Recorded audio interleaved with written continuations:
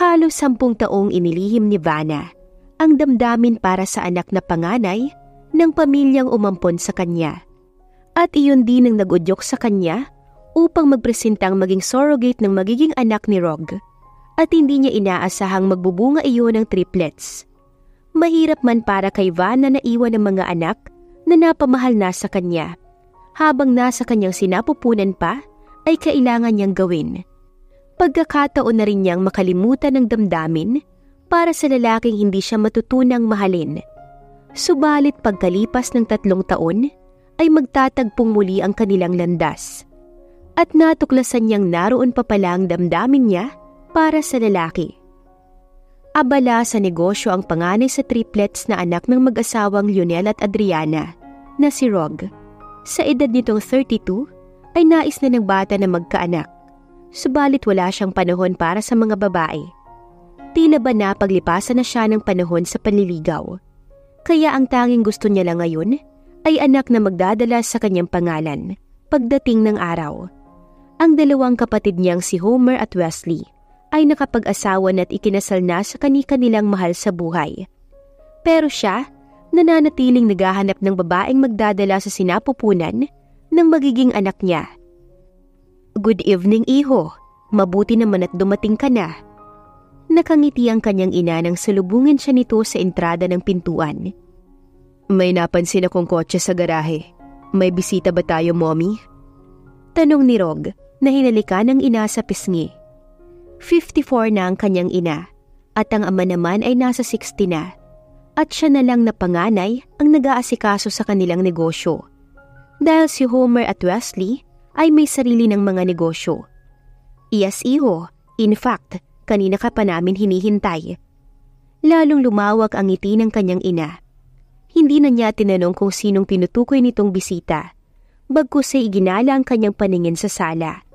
At nahagip ng kanyang mga mata ang mag-asawang Bermida kasama ang anak ng mga itong dalaga, si Lucy.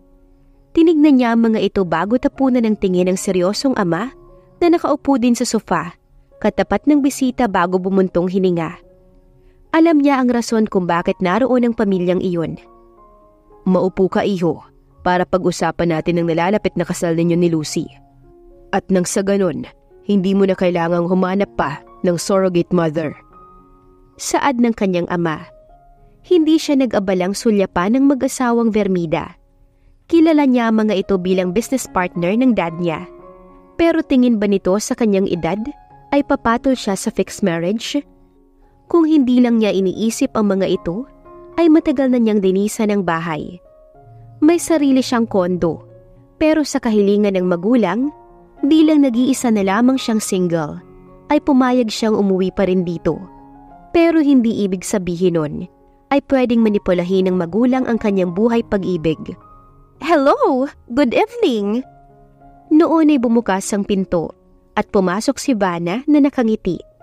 Walang iba kundi ang adopted ng kanyang mga magulang. Nagtatrabaho na ang dalaga sa isang ospital bilang nurse at madalas ganitong oras ang uwi nito. Dahil sa malakas nitong boses, ay nabaling sa dalaga ang atensyon ng lahat. Maging siya'y napatingin sa dalaga. Nabagaman madalas makita sa mansyon, ay hindi niya binibigyan ng pansin. 10 taon lang ito nang mapulot sa lansangan ng ina at dahil napakagandang bata, ay pinanghinayangan itong baka mapariwara. Kaya nag-apply ito para sa adoption paper ng bata. Kaya naging miyembro ito ng kanilang pamilya. Ito ang bumubuhay sa mansyon kapag nasa bahay. Nagbibigay ng sigla sa mga magulang. Walang sino man ang hindi mapapansin ang kagaya nitong makulit. Bukod sa kanya na mainit ang dugo rito, ay hindi niya alam kung bakit. Basta hindi niya tanggap si Vanna sa kanilang pamilya. Kaya noon pa man, ay binalaan na niya ito na huwag lalapit sa kanya, na sinunod naman ang dalaga. "Dad, Mom, may bisita pala kayo." Tanong ni Vanna at idinaan sa pagngisi ang hiyang nararamdaman. Paano naman kasi nakatingin sa kanya ang lahat? Hindi naman kasi niya akalaing may ibang tao sa mansyon. "Yes, iha, come here. Siya ang magiging ate Lucy mo, ang mapapangasawa ng Kuya Rog mo." Masayang wika ng Mommy Adriana niya. Napamulagat si Vanna at parang may kung anong punyal na tumarak sa puso niya. Hello? Alanganin niyang binati si Lucy nang nginitian lang siya. Sinulyapan niya si Rog na nakatayo di kalayuan sa mga ito. Wala siyang makikitang kahit na anong emosyon sa muka. Ang pagkakaalam niya ay naghahanap ng surrogate mother si Rog, hindi mapapangasawa. Pero bakit nasa bahay na iyon ng pamilya ni na Lucy? Kilala niya kasi ang babae dahil minsan na itong nagtungo sa mansyon. Napasulyap sa kanya si Rog, kaya mabilis siyang nag-iwas ng tingin. Excuse me po ma'am, dad, mauna na ako sa kwarto. Pagpapaalam niya, dahil hindi naman niya gustong makitang makipagmabutihan sa iba, ang lalaking noon pa man ay laman na ng puso niya. Okay iha, masayang wika nito at binalingan si Rog bago iniupo sa tabi ng ama. Habang papalayo, ay naulanigan niyang kailangan daw mangyari sa lalong madaling panahon ang kasal. Nang hina siyang napaupo sa gilid ng kanyang kama pagdating sa kanyang silid. Binalot siya ng matinding kalungkutan na hindi niya maintindihan. Hindi nga siya nakakain ng hapunan kahit na ipinatawag siya sa maid at nagkunwari siyang tulog. Mas gusto niyang magmukmok sa kwarto niya. Alam naman niyang walang katugunan ang nararamdaman niya para sa lalaki. Ngunit hindi pa rin niya mapag-aralang kalimutan ito. Pasado 10:00 na ng gabi nang makaramdam siya ng gutom. Saka pa lamang siya lumabas ng kwarto at tinungo ang kusina. Nagkagulatan pa sila ni Rog dahil nasa komedor pala ito at may hawak na baso na ang laman ay alak. Alam niyang mainit ang dugo nito sa kanya. Ramdam niya yon simula pa man nang tumuntong siya sa bahay na iyon. Pasensya ka na, hindi ko alam na nandito ka. Babalik na lang ako sa kwarto. Aniya, natatandaan niya kasi ang sinabi nito noon na wag lalapit rito ng 1 metro. Pipihit na sana siya patalikod nang magsalita ito. It's okay, do what you want. Himalang hindi galit ang boses nito. Nagkibit balikat siya at naghain ng makakain bago umupo sa harapan ng lalaki. Habang kumakain ay sinusulyapan niya ito. Bakit ka umiinom? Nagdidiwang ka na ba sa nalalapit mong kasal? Mapait siyang ngumiti. Masakit kasi iyon para sa kanya. Hindi ako magpapakasal. Stop talking nonsense. Kumain ka na lang dyan. Masama siya nitong tinapunan ng tingin bago sinaid ang laman ng baso. Ewan pero para siyang timang na napangiti. Titig na titig ang dalaga sa namumulang mukha ni Rog dahil sa alak na nainom nito. Totoo? Hindi mo type si Lucy? Hindi kayo magpapakasal? Pero paano nangyari yun? Kasama niya yung parents niya kanina dito. Naguguluhan niyang tanong sa lalaki. Sino ka ba sa tingin mo? Para mag-explain ako sa'yo. Just eat and live. Gusto kong mapag-isa. Naging matigas ang sunod nitong kataga. Bumalik na naman ang pagiging suplado nito. Kaya naumid siya. Well, sanay na siya sa kusungitan nito. Isa iyon sa namimiss niya sa binata. Mabuti pa nga si Homer at Wesley ay kinakausap siya ng maayos. Pero itong si Rog ay parang laging dragon na gustong magbuga ng apoy kapag nagkakaharap silang dalawa. Pero sa kabila nito ay nanatiling mahal niya ang lalaki. Habang nasa duty si Vanna sa araw na iyon, ay hindi niya maiwasang isipin si Rog. Hindi pa rin malinaw sa kanya kung talaga bang hindi nito gustong magpakasal kay Lucy. Gayong sa tingin niya ay gusto ito ng kanyang kinikilalang mga magulang para sa lalaki. Bakit ba hindi na lang ako ang pakasalan niya? Maganda naman ako at mahal na mahal siya. Bulong ni Vanna. Hoy girl, sinong kausap mo dyan? Tanong ni Janet sa kanya, workmate niya. Same sila ng oras sa duty, kaya naging ka-close niya ito. Madalas kasing si Janet ang kasabay niyang mag-break time, kaya mas nakakausap niya ito ng matagal.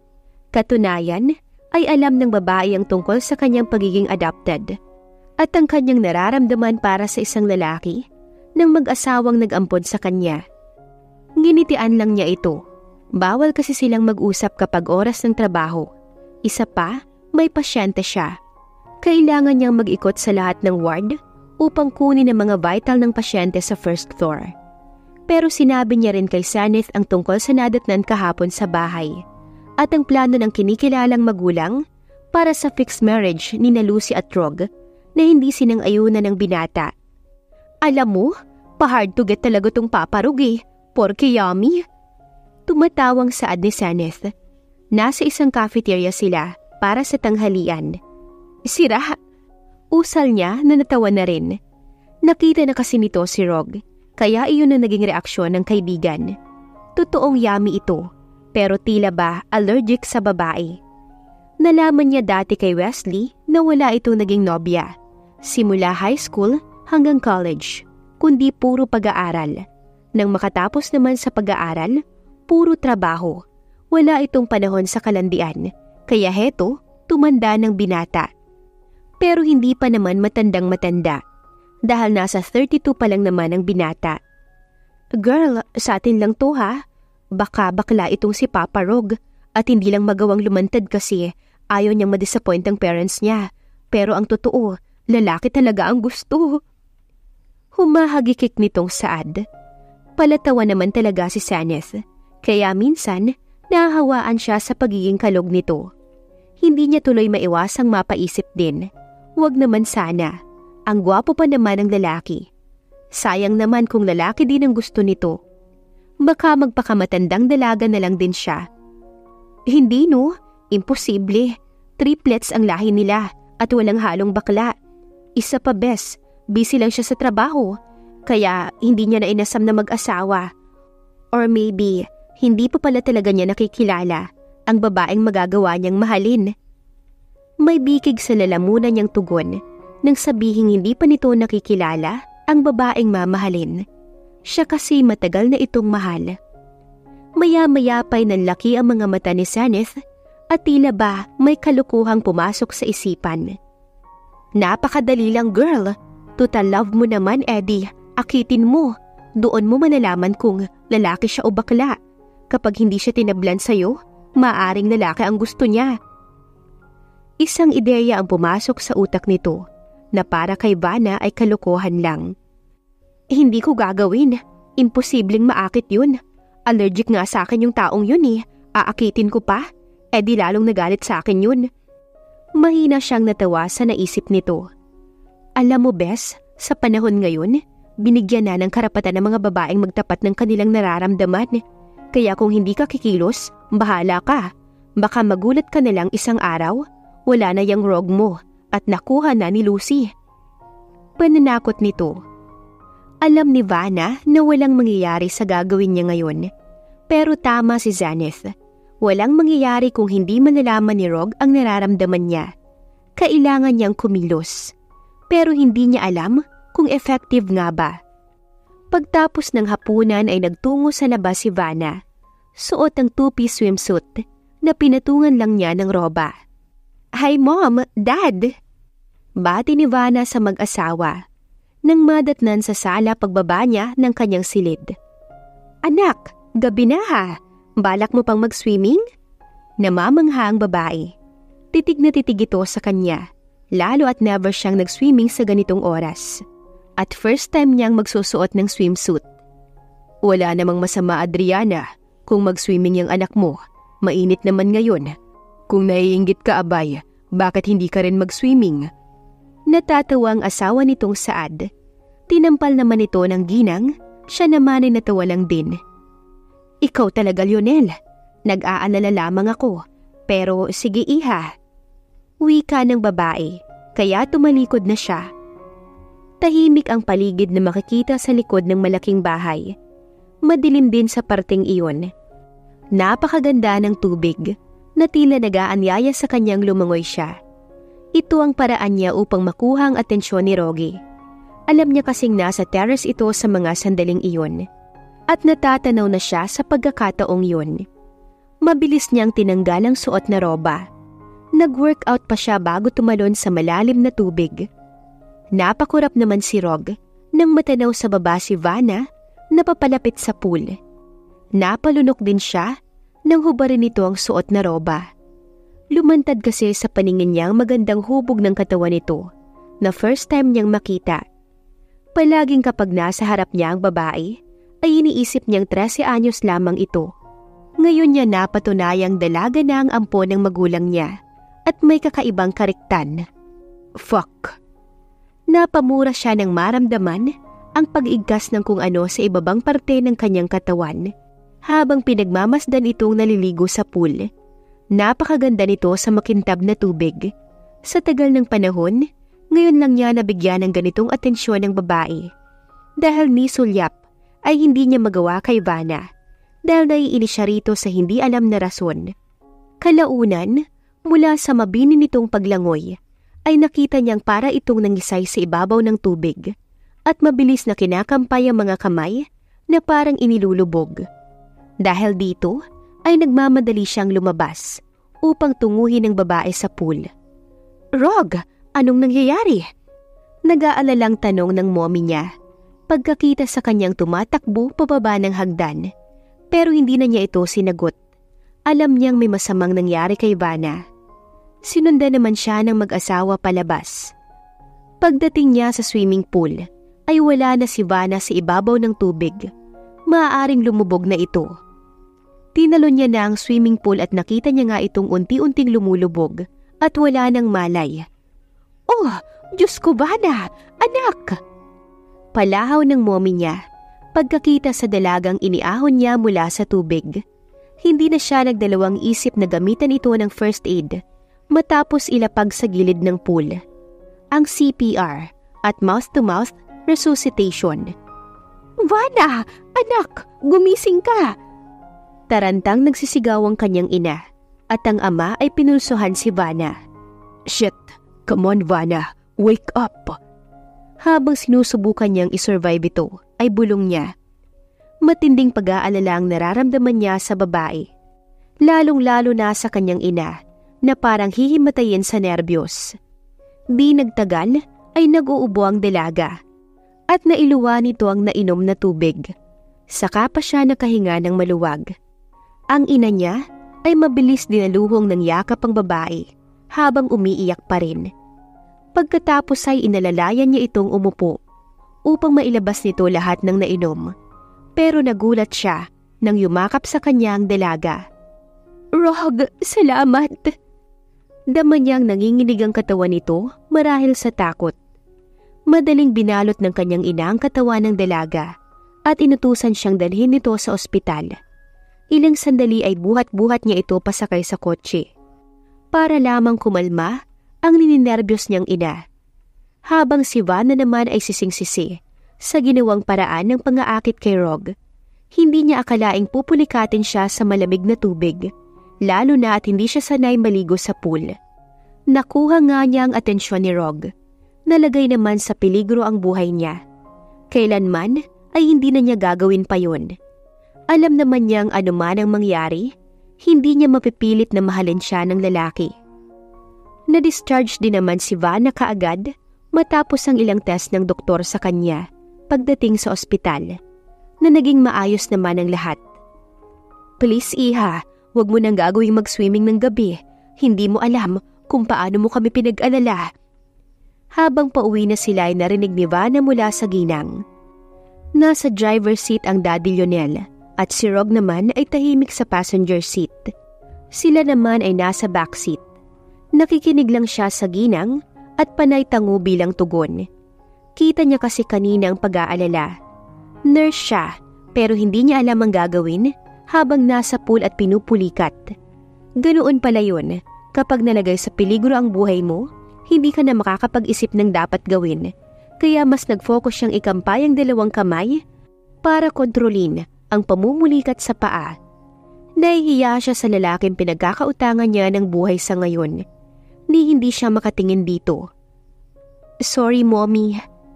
Tugon na lang niya sa kinilalang ina. Pagdating sa bahay, ay agad siyang nagbihis dahil roba lang ang suot niya at basa ang pangilalim. Napabuntong hininga siya nang maalala na naman ang nangyari kanina lang na buong akala niya ay katapusan na niya. Akala niya ay hindi na makikita pa si Rog. Nababaliw ka na ba para maisipan mong maligo ng ganitong oras ng gabi? Hindi mo alam kung paano mo pinag-alala si Mom Halos himatayin siya.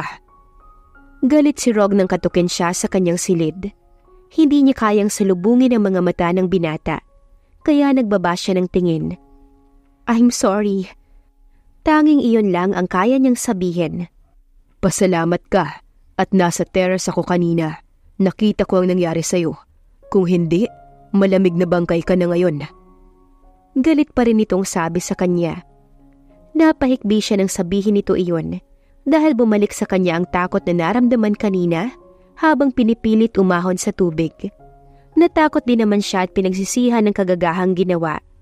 Pwede namang maghubad na lang siya sa harapan nito para mapansin, pero mas pinili niyang ilagay sa alanganin ng kanyang buhay.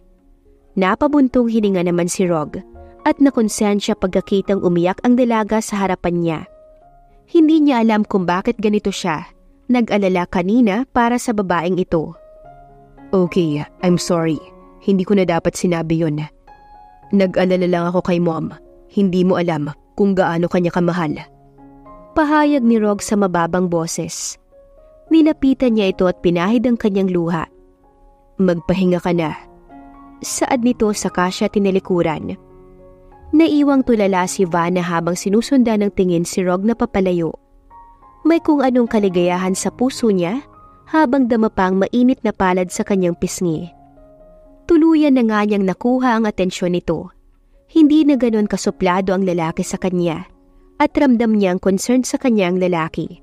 At least, kahit nalagay sa peligro ang buhay niya, ay hindi naman iyon nasayang dahil sa unang pagkakataon, nayakap niya si Rog. Maya-maya pahiga na siya nang may kumatok sa kanyang silid. Nag-aalalang inang nakita niya sa labas ng pintuan. May dala itong isang baso ng gatas.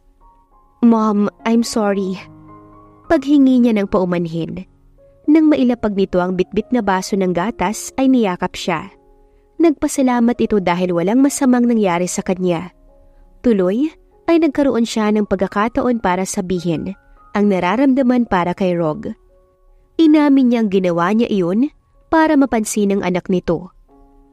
Anong sabi mo, Vanna? Nauutal ang ginang. Halatang nagulantang sa ipinagtapat niya. Mahal ko po si Rog, Mom. Hindi ko po sinasadya. Hindi ko po alam kung bakit. Kahit na para akong hangin sa harapan niya na hindi makita at maramdaman pero patuloy kong nararamdaman to. Maluha-luha niyang pagtatapat. Natutup nito ang bibig.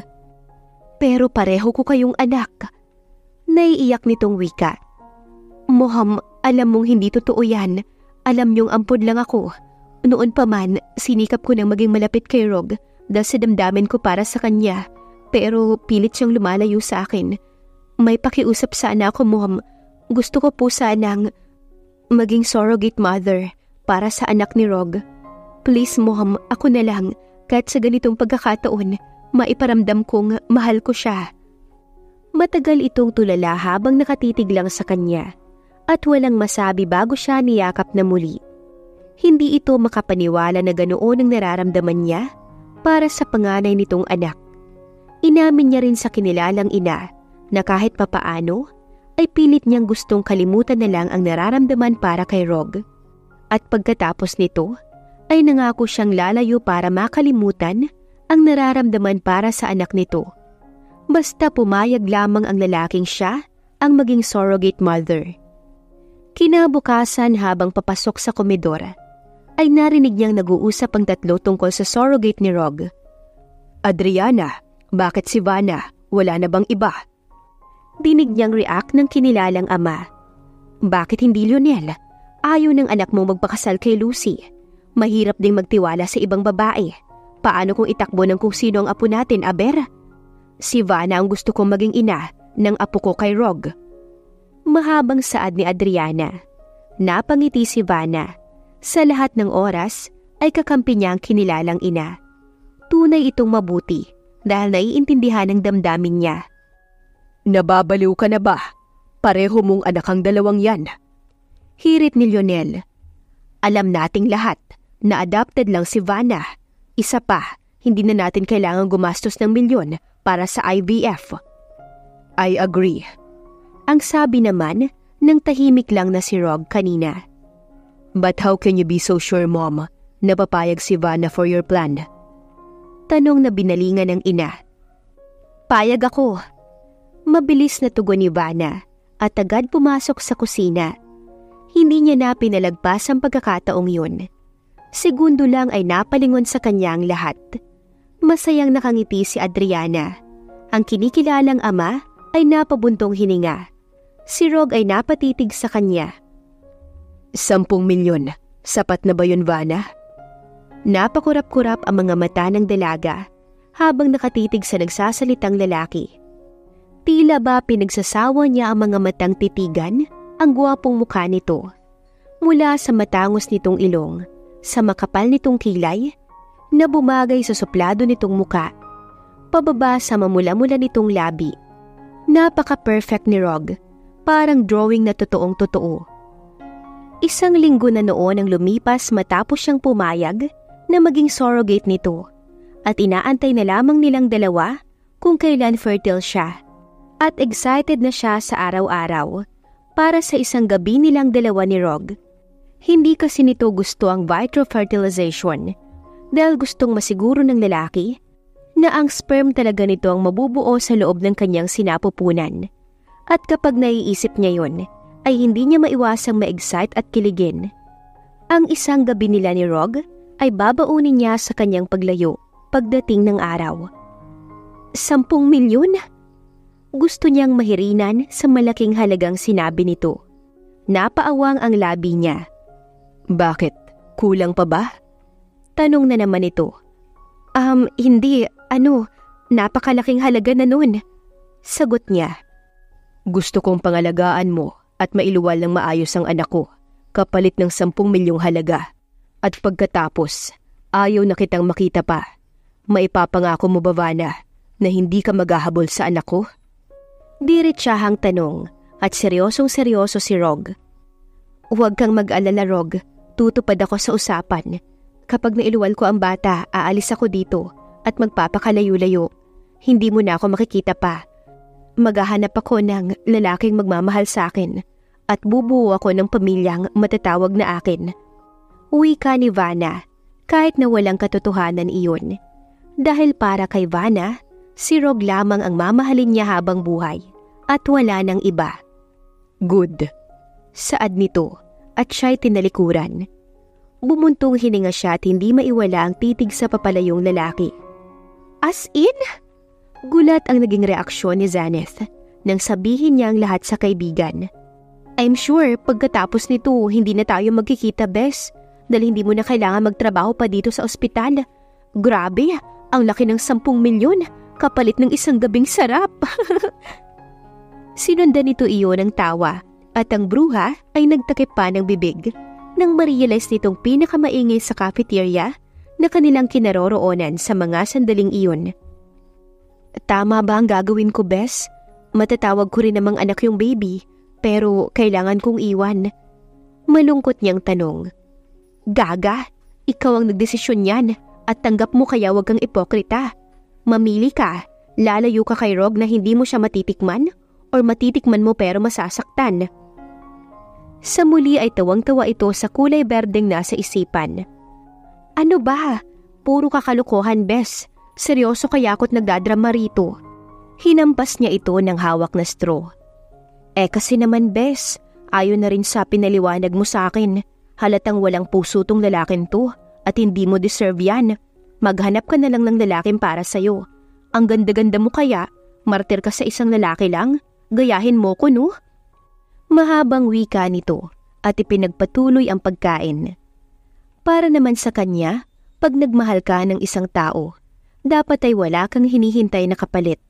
Kaya kung naging tanga man siya kay Rog, at least naging totoo lamang siya sa kanyang sarili. Dumating ang sandaling pinakahihintay nila ni Rog. Palagi naman tinatanong yon sa kanya ng lalaki. Kaya ngayong gabi ay nakahanda na siya para sa isang gabi nila. Naligo siya at nilinis ang bawat sulok ng kanyang katawan. Siniguro niyang napakabango niya sa gabing iyon para sa unang gabi nila ng lalaking mahal niya. Paglabas ng bahay ay nasa garahe na si Rog at hinihintay siya. Matagal nagsugpong ang mga mata nila habang papalapit siya rito. Hindi kasi tinatanggal ng lalaki ang tingin sa kanya mula paglabas niya ng bahay hanggang sa makalapit dito, at siya'y ganun din. Para bang kakaiba sa kanya ang gabing iyon, hindi niya mawari. Kinakabahan siya sa titig nito at parang may kinikiliti sa kanyang sikmura. Binuksan nito ang kotse para sa kanya. Hindi man inaasahan ay inalalayan siyang sumakay nito at si Rog na mismo ang nagkabit ng seatbelt sa kanya. Saan siya nito dadalhin? Katanungang walang tugon nang paandarin nito ang sasakyan. Habang nasa biyahe ay palihim niyang pinagmamasdan ang bawat paggalaw ng kamay ni Rog sa manibela. Iniisip niya kung hanggang saan naabot ang palad nito mamaya. Nang hindi sinasadya, ay bumaba ang titig niya sa matipuno nitong katawan. Ngayon pa lang, na-excite na siyang makita ang kabuuan ni Rog. Ang mala-adonis nitong katawan. Napaigtad lang siya sa gulat ng tumikim ito at sulyapan siya ng makahulugan. Oo, aaminin niyang excited siya sa gabing iyon at iniisip niya ang mangyayari sa kanilang dalawa. Mabilis siyang nag-iwas ng tingin. Pagkuway patay mali siyang ibinaling sa labas ang kanyang titig hanggang sa huminto sa tapat ng isang gusali ang kotse ng lalaki. Bumaba ito at binuksan ang pintuan sa tapat niya. Iniabot din ng binata sa gwardya na sumalubong ang susi ng kotse nito bago sila pumasok. Nasa isang hotel sila ni Rog. Bakit dito nila gagawin kung pwede namang sa bahay na lang? Sa bagay, dito'y may privacy sila at magagawa lahat ng gusto. Pagdating sa loob ng silid, sumalubong sa kanilang malamig na atmosphere ng kwarto. Hinubad nito ang suot na coat bago humarap sa kanya. Kinakabahan ka? Ngayon ka pa ba matatakot sa akin? Tanong ni Rog. Hindi ah. Lakas loob niyang tugon. Kung ganun, simulan na natin. Sa unang pagkakataon ay nakita niyang sumilay sa mga labi nito ang isang matamis na ngiti. Rason para lumuwang ang panty niya. At napasinghap dahil kasabay nun ay kinabig siya't siniil ng halik sa labi. Sa una ay naging banayad ang halik ni Rog sa kanya. Hanggang sa tila pakiramdam ni Vanna, mauubusan na siya ng hininga. Dahil dito napakapit siya sa dulo ng damit nito. Dahil para siyang mabubuwal. Lasang-lasa niya ang kakaibang tamis sa labi ng lalaki na nagpanginig ng kanyang kalamnan. Dagdagan pa ang mainit nitong hininga. Naramdaman niyang mas lalo siyang niyakap ni Rog at pabuhat na dinala sa ibabaw ng kama habang patuloy nitong nilalamon ng kanyang mga labi. Mabagal ang naging kilos nito para tanggalin ang lahat ng mga suot niya. Pagkatapos ay namungay ang mga mata nitong tinitigan ng kanyang walang sapi na kabuuan. Habang siya'y hindi alam kung tatakpan ba iyon or hahayaang pagsawaan ni Rog na titigan. Kita niya rin ang pagbabataas ng Adam's apple nito. Maya-maya'y humiwalay sa kanyang lalaki at walang anumang hinubad lahat ng suot sa katawan nito. Napalunok siya at ipinikit ang mga mata nang makaramdam ng hiya sa sarili. Ipagkakaloob niya ang kaban sa isang taong hindi siya mahal, na tanging rason niya lang ay sobrang mahal niya ito. Look at me, baby. Narinig niyang usal ni Rog sa nangaarok na boses. Sa sinabi nito ay marahang idinilat ang kanyang mga mata. At napalunok siya sa nakitang malaki at mahabang karayom na ituturok nito sa kanya ngayong gabi. Nakakapanginig iyon ng laman at ang excitement ay napalitan ng takot. Naging maingat naman si Rog sa pag-angkin sa kanya dahil alam nitong ito ang kauna-unahang lalaking dumating sa buhay niya. At para sa kagustuhan ay tiniis ni Vanna ang kirot na yon na kailanman ay hindi niya na makakalimutan sa tanang buhay niya. Kinabukasan pagising niya ay mukha ni Rog ang sumalubong sa kanya. Nakayakap pa ito at nananatiling tulog. Bagaman masakit ang katawan, ay pilit siyang bumangon pero pinigilan siya nito. Rog, usal niya. Idinilat nito ang mga mata saka tumitig sa kanya. Gising na pala ang lalaki. Good morning. Seryoso ang mukha ng lalaki. Hindi na siya nakatugon nang kabigan siya nito at isiksik ang katawan ng lalaki at siniil siya ng halik sa labi. Sa muli ay inangkin siya nito na tila pinagsawa ang sarili sa kanya. Pakiramdam ni Vanna 3 beses niyang narating ang langit sa piling nito. Matapos ang namagitan sa kanilang dalawa ni Rog, ay nag-ibang pakikitungo nito sa kanya. Ibang-iba sa Rog na nakilala noon ni Vanna, na walang pakialam at para siyang hangin lang na dinadaanan nito. Sa umagang iyon, ay inihatid siya ng lalaki sa pinagtatrabahuhang ospital at hindi inaasahang susunduin sa hapon. "Bes, nandyan si Pogi!" Si Zenith ang nagsalitang iyon. Pasado 8:00 na ng gabi at pauwi na rin sila. Katunayan ay nagliligpit na siya ng gamit. "Ha? Sinong Pogi?" Tanong niyang nagulat. "Sino pa kundi yung Prince Charming mo, yung love of your life?" "Si Rog?" Hindi siya makapaniwala. "Sino pa ba? Siya nga, wala nang iba." Dali-dali niyang tinignan ang sarili sa salamin at nag-retouch. Gusto niya lang humarap sa lalaki na maayos ang aura. Tinawanan lang siya ng babae at sabay na rin silang nag-out sa ospital. Malayo pa'y tanaw na ni Rog ang dalaga. Nasa 10 minuto na ata siyang nag-aantay nang lumabas ito mula sa pinagtatrabahuhan. Kasabay ang isang babae. Nagbibiruan pa ang dalawa dahil kita niya ang masayang tawa ni Vanna. Wala naman sana siyang balak na sunduin ito, pero 8:00 na ng gabi ay wala pa sa bahay. Kung siya lang ang masusunod, ay ayaw na niyang magtrabaho pa ang babae dahil kaya niyang ibigay ang lahat dito. Subalit alam niyang nag-e-enjoy ito sa ginagawa, kaya hinayaan niya lang. Pero kapag nabuntis na si Vanna, ay nais niyang huminto na ito sa pagtatrabaho, sa ayaw at sa gusto nito. Nag-buzzer siya para maagaw ang atensyon ng dalaga, na agad ding tumingin sa gawin niya. Bukas ang bintana ng kanyang kotse, kaya nakita kaagad siya nito. "Rog?" Tila namamalik mata ito. "Sakay na." Utos niya sa babae, saka pinindot ang isang button na magbubukas ng pinto para sa dalaga. "Sige na bes, sumakay ka na." Wika ng kaibigan nito, bago siya sinulyapan. "Bye sa inyong dalawa, ingat." Abote nga ngiti nitong nanunodyo. Hindi niya iyon binigyan ng pansin, saka sinulyapan ng babae sa kanyang tabi na nakasampa na sa passenger seat. "Seatbelt." Utos pa niya, saka binuhay ang makina ng sasakyan. Nagpaalam na muna ang magkaibigan sa isa't isa at walang humpay na kaway hanggang sa tuluyan na silang nakalayo. "Salamat, anong nakain mo at sinundo mo ko?" Nagbibirong tanong ni Vanna kay Rog. Nang balingan nito pero deep inside, ay kinikilig siyang isipin na nag-effort ito para sunduin siya sa trabaho na first time nangyari. Wala kasing family driver ang mga Montesalvo, katulad ng ibang mayayaman. Si Daddy Lionel at Mommy Adriana ay parehong marunong mag-drive at tig-iisa ng sasakyan, kaya naman ito na mismong nagmamaneho kapag may pupuntahan. Kung hindi pa nga siya tumanggi sa kinikilalang ama, ay baka nabilhan na siya ng kotse. Wala sa plano niyang matutong mag-drive, di bale na lang, sa dami ng nadidiskrasya sa daan. Hindi sumagot ang supladong lalaki sa tanong niya, kundi pinaharurot nito ang sasakyan. Kaya naman pala mainit ang ulo dahil hindi pa ito nagdi-dinner. Bulong sa isip ni Vanna. Bago lumipas ang 30 minutos, ay nagpark sa harap ng restaurant ang lalaki. "Nakapag-dinner na si Mom at Dad, kaya dito tayo kakain."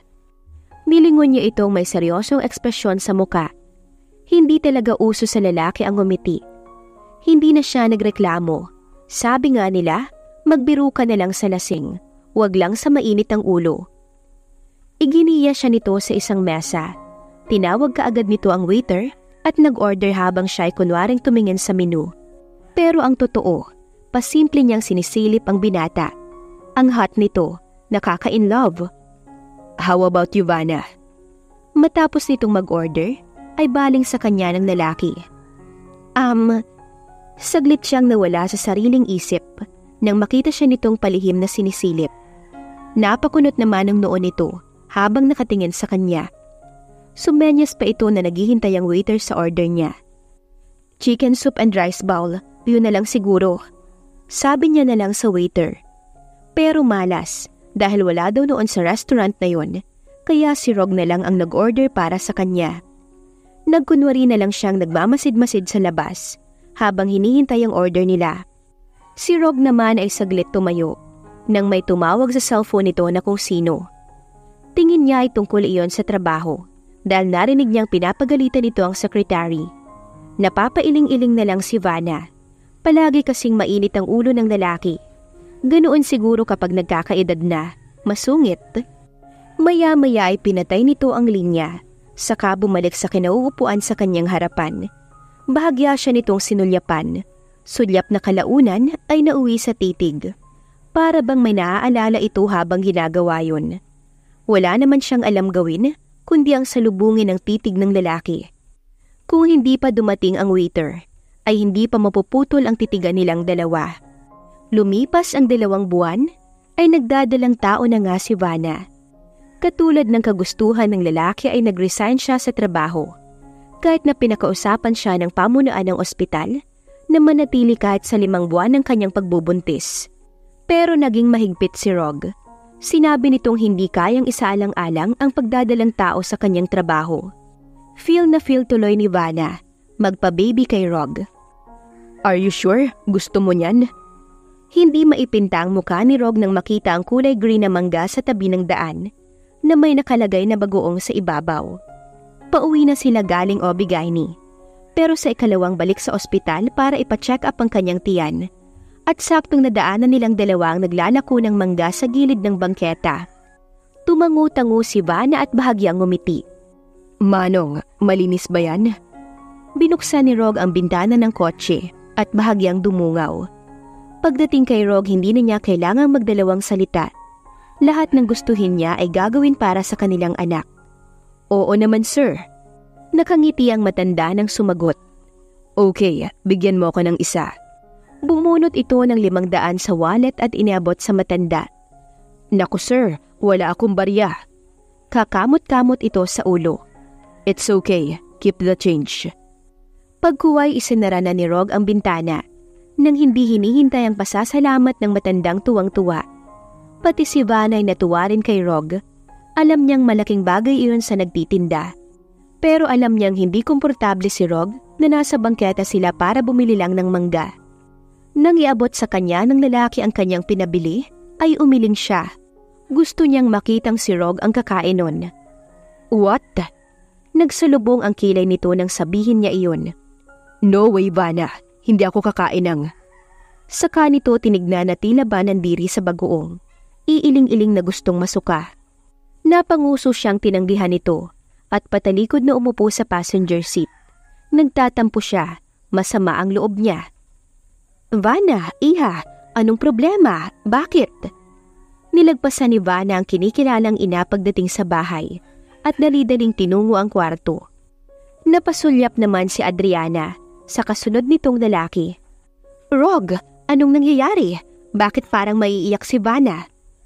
Nag-aalalang tanong ni Adriana sa anak, lalo at alam nitong buntis si Vanna. Naiiling si Rog, feeling niya nag-iinarte ang babae at naiinis siya. I can't believe this, Mom. She want me to eat this kind of trash. Ipinakita ni Rog ang bitbit na nakaplastik na isang hiwa ng manggang hilaw na may bagoong sa ibabaw. Dahil dito'y napahagikik ang kanyang ina. Not funny. Irritableng react ni Rog. Iho, natural sa isang naglilihi iyan. May mga gusto silang gawin na hindi nila magawa dahil sa kanilang kondisyon. May mga nais din silang kainin na hindi gusto ng nasa kanilang sinapupunan.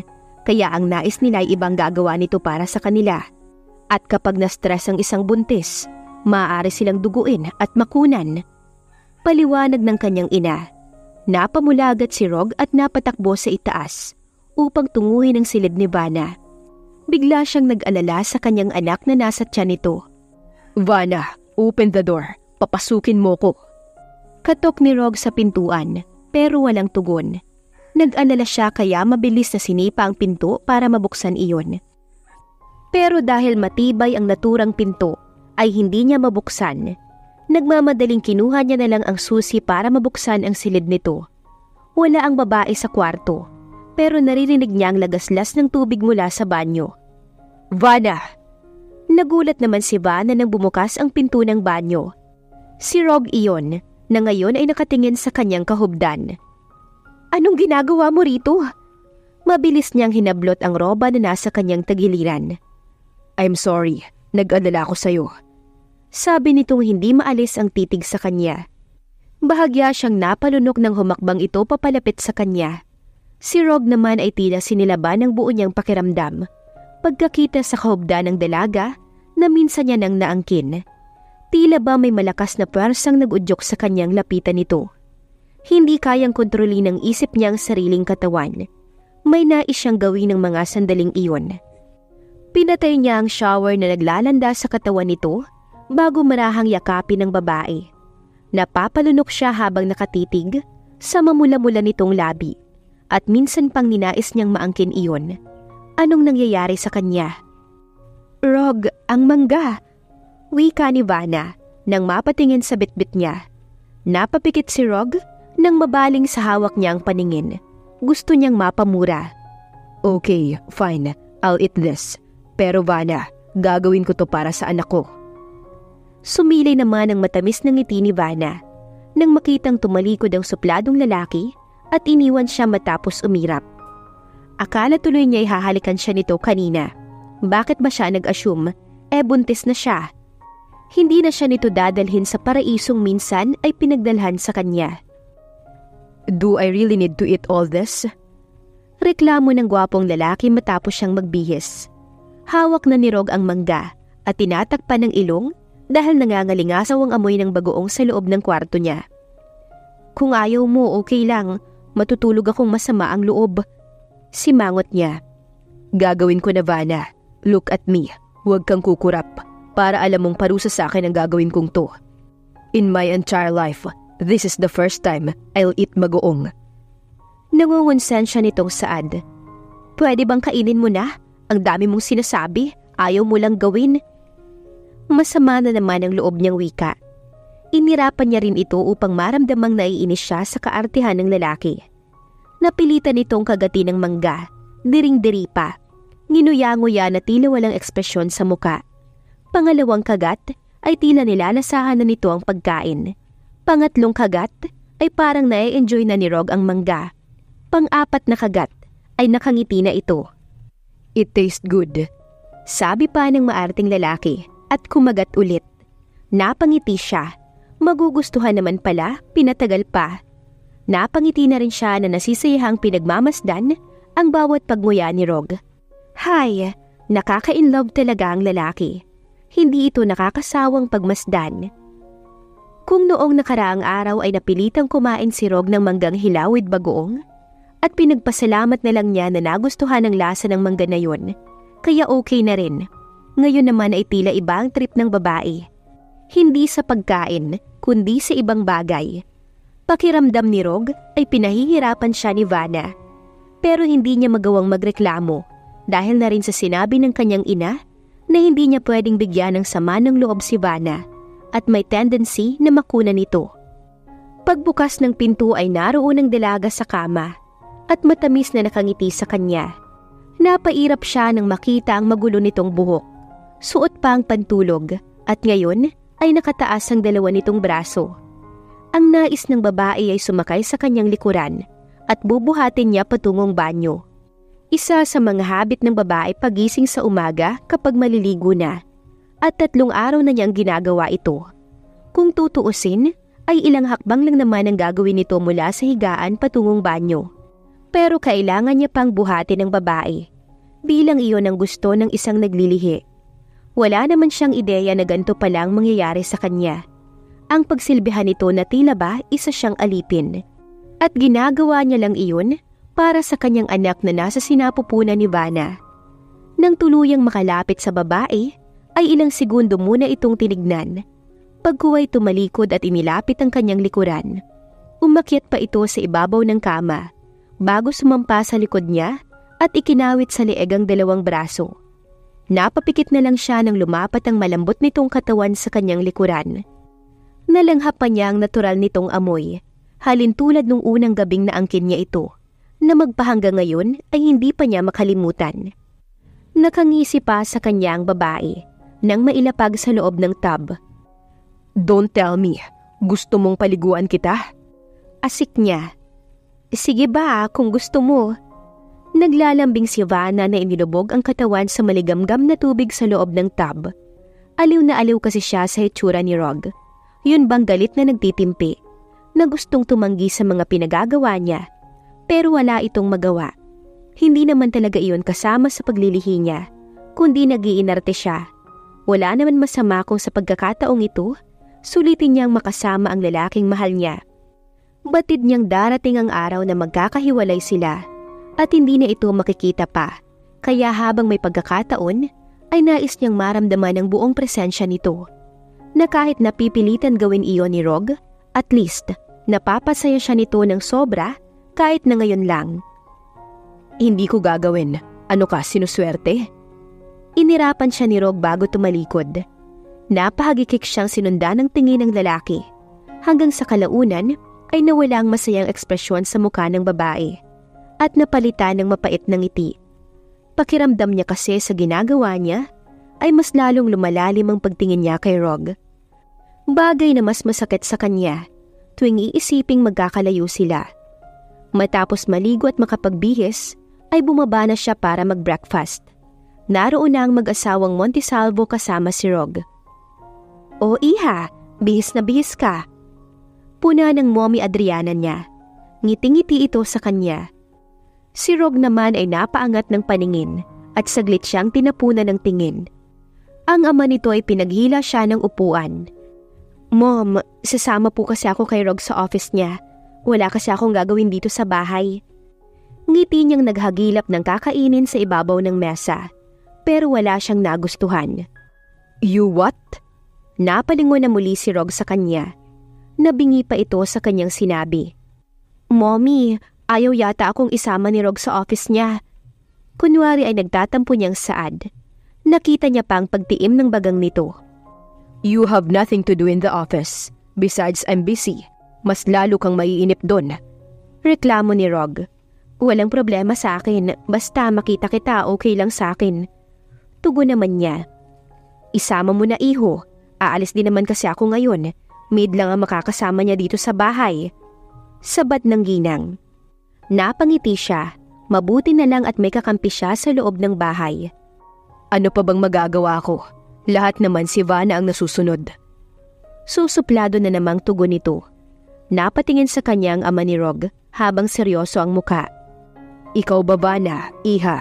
Anong naramdaman mo para sa anak ko? Napapansin ko kasi, nitong mga nakaraang araw ay gusto mong laging kasama si Rog. Ang sa akin lang, kung kayong dalawa ay nagkakagustuhan na, ay walang masama kung kayo'y magpakasal na lang." Sabi ni Mr. Montisalvo. Nasamid naman si Rog at nagling uminom ng tubig. "Dad, hindi ko mahal si Vanna. Alam niyong wala sa plano ko ang magpakasal sa kahit na sinong babae. Anak lang ang nais ko." Matigas na wika ni Rog. Nasakta naman si Vanna sa tahasang pagsasabi nito ng damdamin. Ang ina ni Rog ay dagling napatingin sa gawin niya na tila nag-alala. "Natuturuan ng puso, Rog. Bakit hindi mo subukan? Para sa akin, mas maganda kung bubuo ka ng pamilya.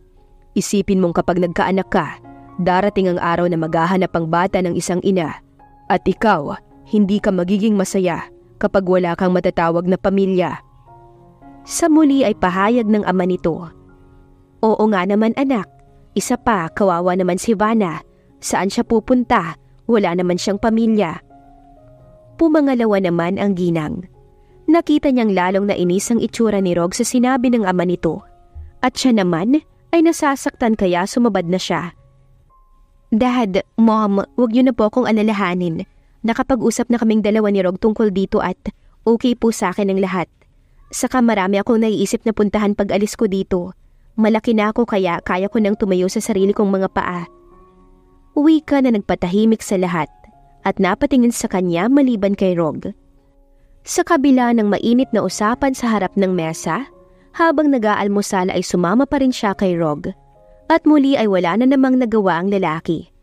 Halos lumuwa naman ang mga mata ng mga empleyado nito. Pagkakitang may kasamang babae si Rog sa office nito, nagtataka marahil na sa unang pagkakataon ay may kasama itong babae. Samantalang ni minsan ay walang nabalita ang kasintahan ng lalaki. Sinadya niya pang humawak sa braso nitong hindi inaasahan ng lalaki. Ngingiti-ngiti siya habang hindi naman maipintang mukha ni Rog. Gusto niya pang asarin lalo ang lalaki. "Congratulations, Mr. and Mrs. Montesalve. Triplets ang baby niyong dalawa." Masaya ang doktor nang ibalita sa kanila ni Rog iyon matapos ang ultrasound niya. 4 na buwan na ang kanyang tiyan at ngayon lang natukoy ng doktor na triplets ang nasa kanyang tiyan dahil nung una ay maliit pa. Nagkatinginan silang dalawa ni Rog sa hindi inaasahang ibabalita ng doktor sa kanila. Ramdam niya ang pag-init ng gilid sa kanyang mga mata sa magkahalong lungkot at tuwang naramdaman. Lungkot dahil hindi niya inakalang 3 musmos ang iiwan niya kay Rog at tuwa dahil successful ang kanyang pagbubuntis at magkakaroon na sila ng anak nito. "Thank you, Doctor." Mabilis namang tugon ni Rog at masayang kinamayan ng doktor. Nag-advise ito sa mga dapat niyang kainin para mas lalong healthy ang baby, pero tahimik siya hanggang sa umuwi sila. Nakikita niyang sobrang saya ni Rog. Dumaan pa sila sa supermarket at bumili ang lalaki ng napakaraming prutas para sa kanya. Pagdating sa bahay ay tila pagod na pagod siyang tinungo ang kanyang kwarto.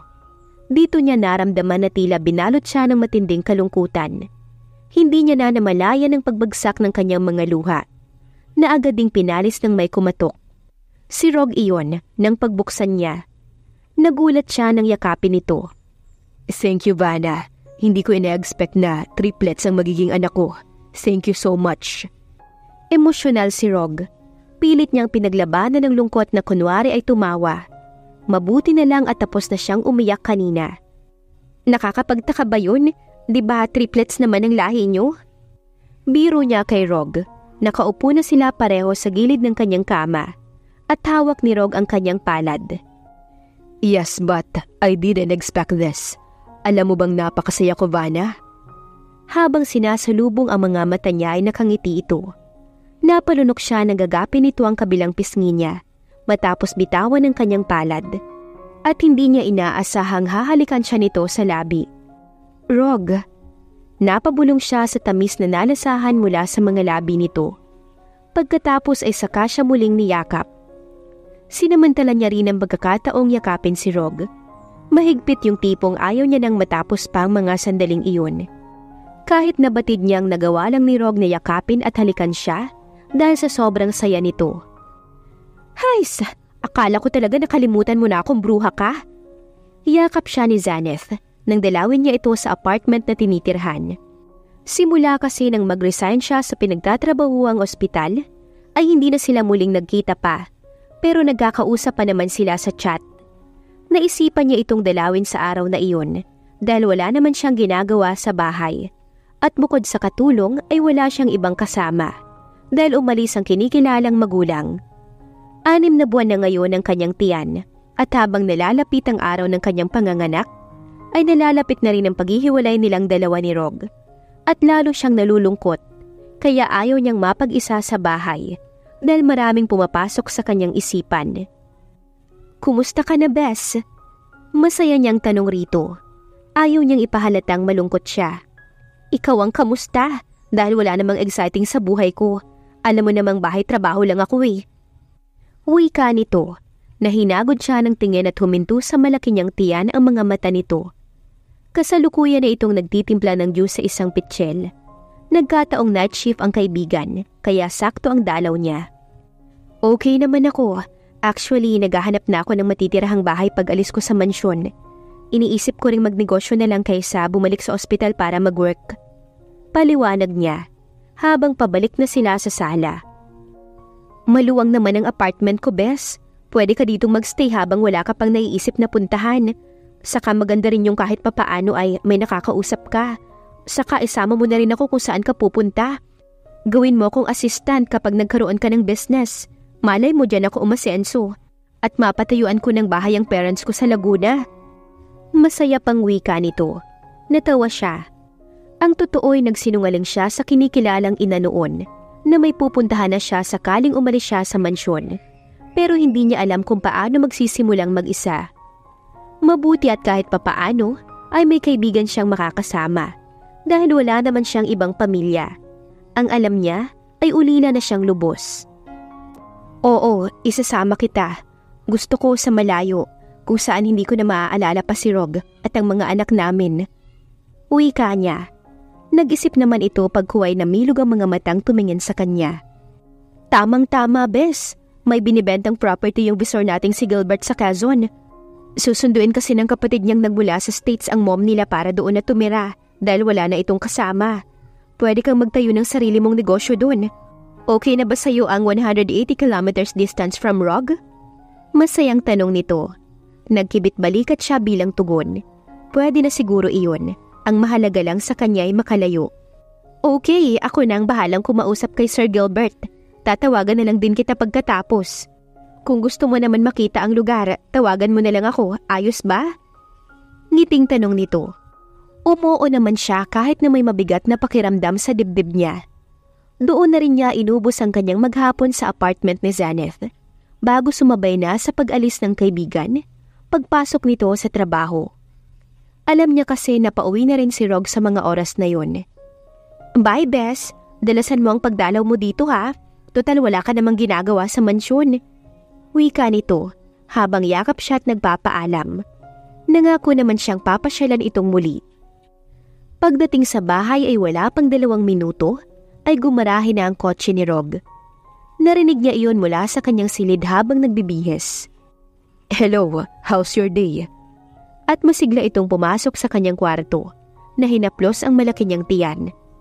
Ako bang tinatanong mo or yung mga anak mo? Nangingiti niyang tanong na hinaplos ito sa ulo.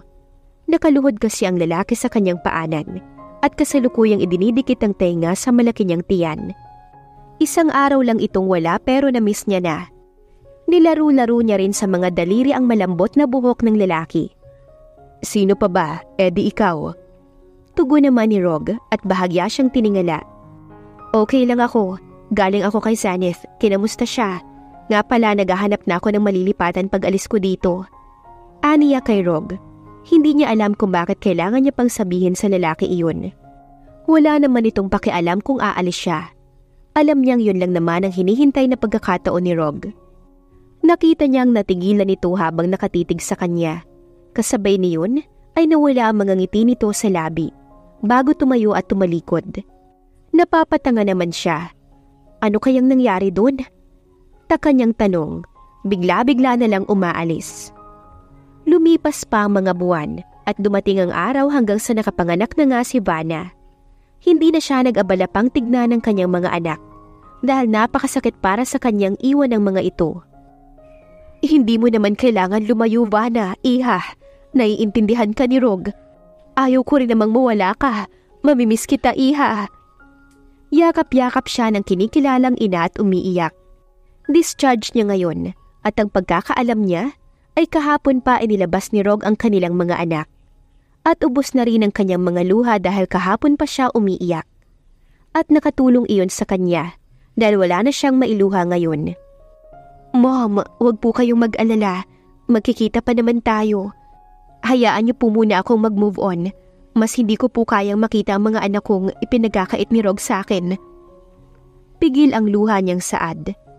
Hinaplos nito ang magkabila niyang pisngi. Nag-aalala ko sa iyo, Vanna. Are you sure na kaya mo nang mag-isa? Umiiyak pa rin itong tanong. Ngumiti siya. Oo naman, Mom. Patutunayan ko sa inyo. Magiging successful ako. Pilit siyang ngumiti. Lalo itong napaiyak habang yakap siya. Kalaunay inihatid na siya sa taxi na nag-aantay sa kanya na maghahatid patungo sa bago niyang mundo. Kasama niya si Zaneth, ang kanyang best friend. Ito ang magiging kasama niya sa bagong lilipatan at sa magiging malungkot na niyang buhay. Hindi matapos-tapos ang pamamaalam nila sa isa't isa ng ginang hanggang sa tuluyan ng umalis ang taxi na kanilang sinasakyan ni Zaneth. Inihatid sila sa bus station at doon ay sumakay sila ni Zaneth patungong Quezon. Maayos na ang bahay na kanyang lilipatan dahil 1 buwan na ang nakalipas mula na maiparenovate niya iyon. Kumpleto na rin ang mga gamit. Si Zaneth at Gilbert ang nagasikaso noon dahil hindi naman siya makakapagbiyahe dahil malaki ang kanyang tiyan. Katunayan sa araw ding iyon ay nadatnan niya pa ang lalaki sa bahay. Alam nito ang kalagayan niya at nakikisimpatya ang lalaki bilang nawalan siya ng 3 anak. Nagustuhan mo ba? Tukoy ni Zenith sa ayos ng bahay. Nakangiti ito. Si Gilbert nang nagbuhat ng mga dala nila papasok. Nasa sentro ng city ang bahay, kaya hindi matatawag na tahimik. Maganda ang paligid, maraming halaman at may malaking puno ng mangga sa harapan. Bungalow at may 3 silid sa loob, tiles din hanggang sa labas. Gusto mo bang kumain, Bes? Tanong ni Janet pagkapasok nila. Magpapahinga na muna ako, Bes. Pagkuway humakbang na siya papasok sa loob ng kanyang kwarto. Naiwang nagkatinginan sina Gilbert at Zenith. Pagdating sa silid ni Vanna, ay bumulaga sa kanyang magandang ambience ng silid. Nasunod ang kulay ng kortina na gusto niya, maging ang kulay ng pintura. Pero kahit gaano kaganda ang kanyang silid, ay hindi niya magawang maging masaya. Parang nilalabukos ang puso niya sa sakit na pagnanais mayakap at makita ang kanyang mga anak. Hanggang sa tuluyang hindi na niya napigilan ang pagluha. Napahikbi siya na nauwi sa hagulhol na pag-iyak. Sa labas ay muling nagkatinginan sina Gilbert at Zenith nang maulanigan ng pag-iyak ni Vanna sa loob ng kwarto. Marahang humakbang ang babae at lumapit sa pinto. Bes, buksan mo ang pinto. Kausapin mo ko, please? Ani Zenith na nag-aalala. Kalaunan ay bumukas ang pinto at yumakap naman si Vanna sa kaibigan. Bes, bakit ganito? Ang sakit-sakit. Akala ko kaya kong mawalay sa mga anak ko, pero hindi ko akalaing ganito kasakit. Hagulhol ni Vanna. Hinagod-hagod ni Zenith ang likuran ng kaibigan. Bes naman sana kinausap mo muna si Rog para hindi ka nahihirapan ng ganyan. Malay mo, magbago pa ang isip niya, di ba? Pati si Zenith ay nahirapan sa ayos ng kaibigan. Umiling-iling si Vanna. Ayaw niyang bawiin ang kasunduan nila ni Rog. Batid niya rin sa sariling makakaya niya ang lahat ng ito. Pero hindi ngayon, at kung kailan ay hindi niya pa alam.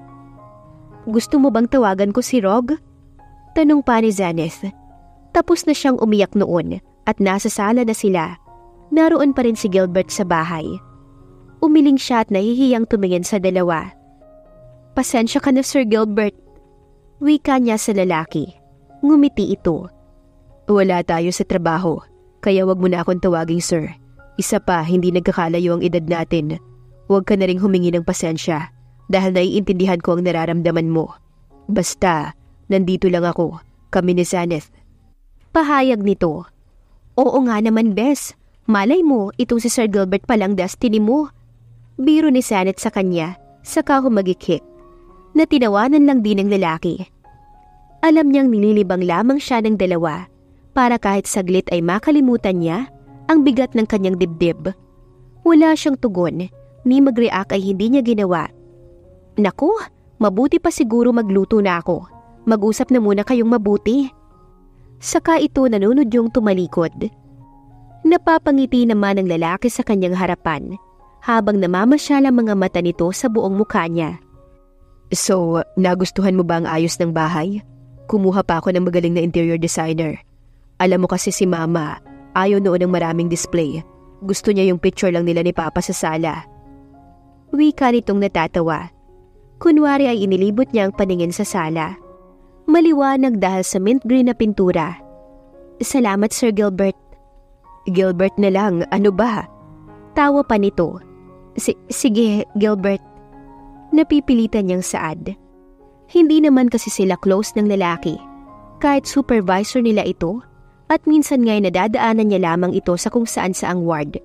Pero naroong iningitian lamang siya ng lalaki. Pero mabait pala ito, hindi lang halata dahil sa seryosong muka. Nga pala, maiba tayo. Untag nito.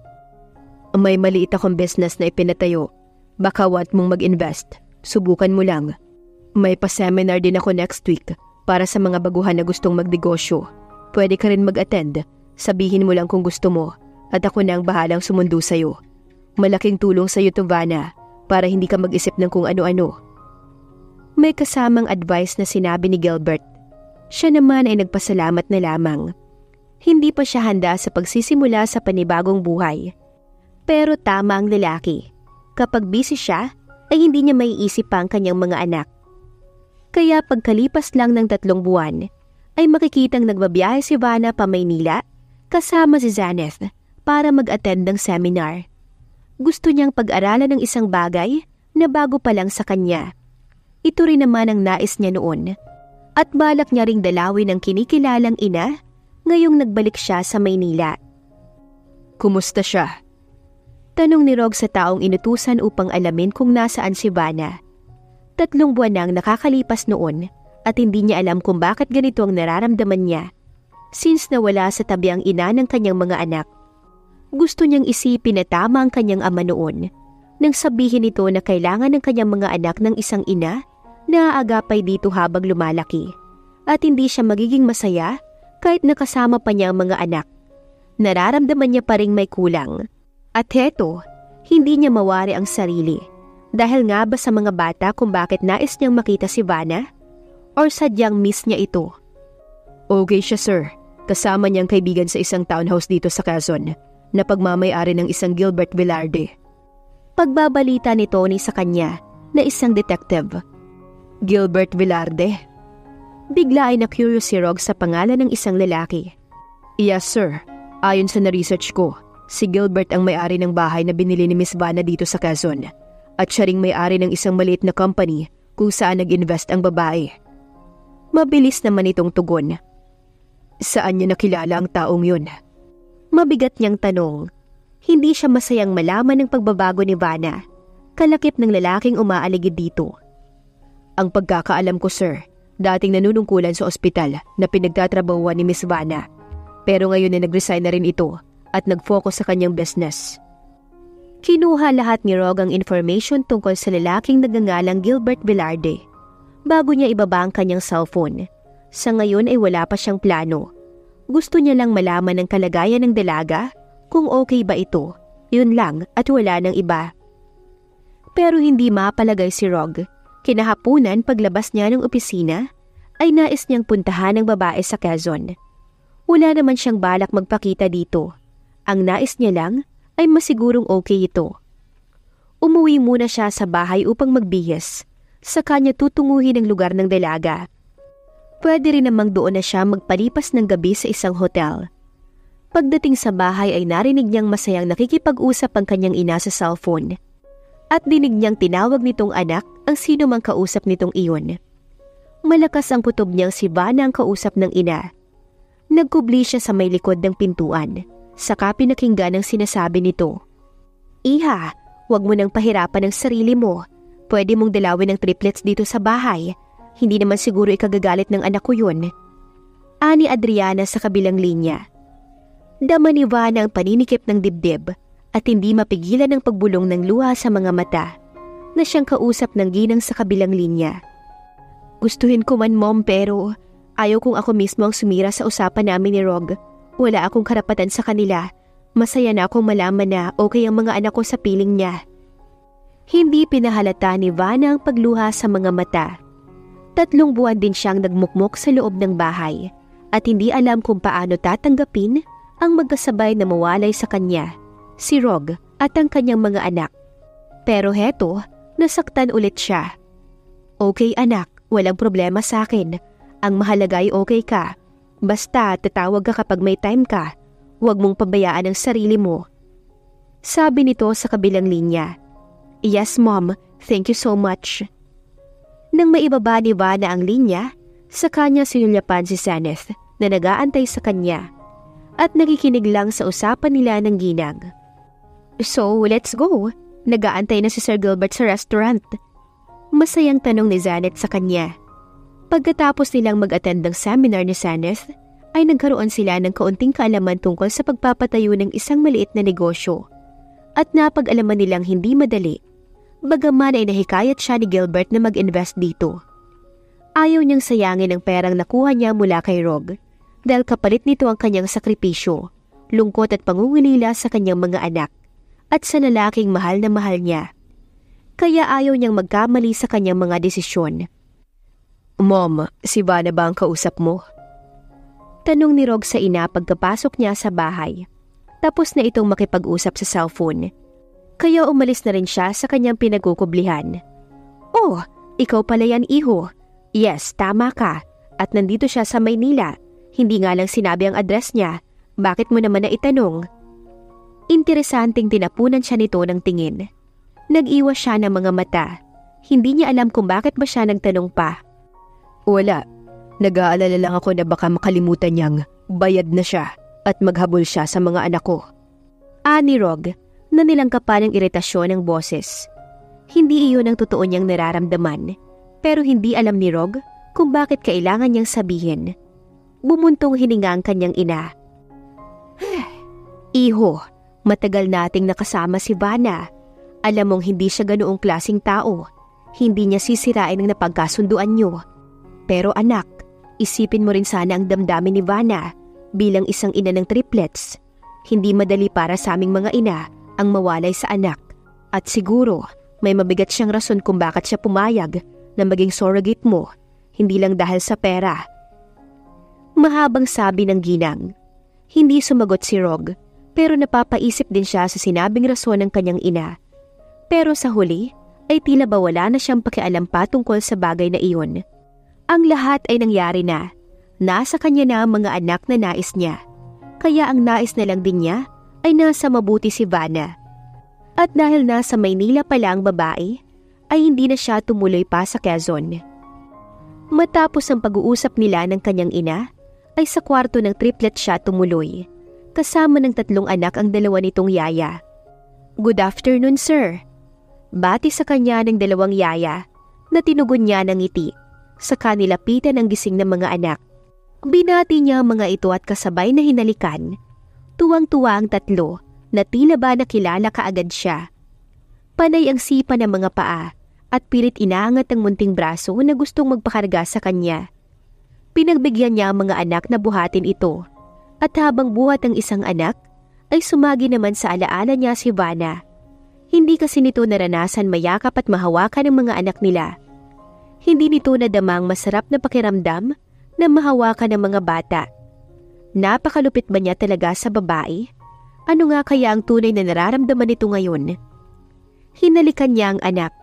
Pagkuway inilapag ang isa pang anak at binuhat naman ang isa.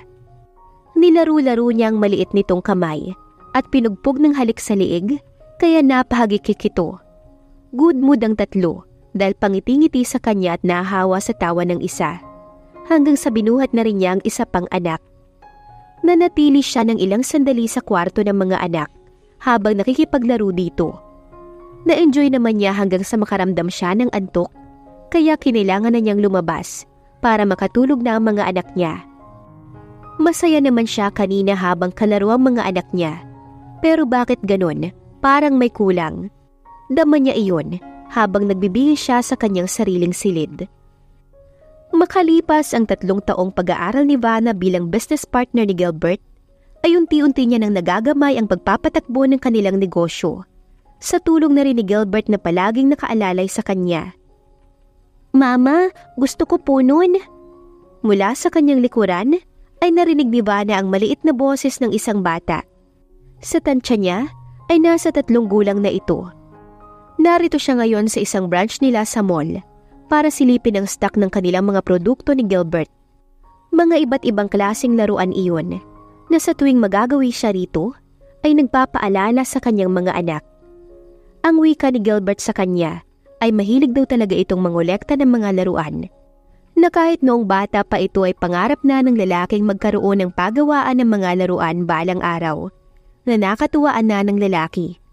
"Naku anak, hindi natin kaya. Ang mahalo, 400. Pambili lang natin to ng bigas." Matapos silipin ng ina nito ang presyo, ay napapailing at binitawan ng malaking box ng laruan. Hindi naman nawala ng pag-asa ang bata at naghanap ng ibang magugustuhan nito na abot kaya ng presyo. "Ito na lang po mama, wala po ako nitong laruan." Nagmamakaawa ito.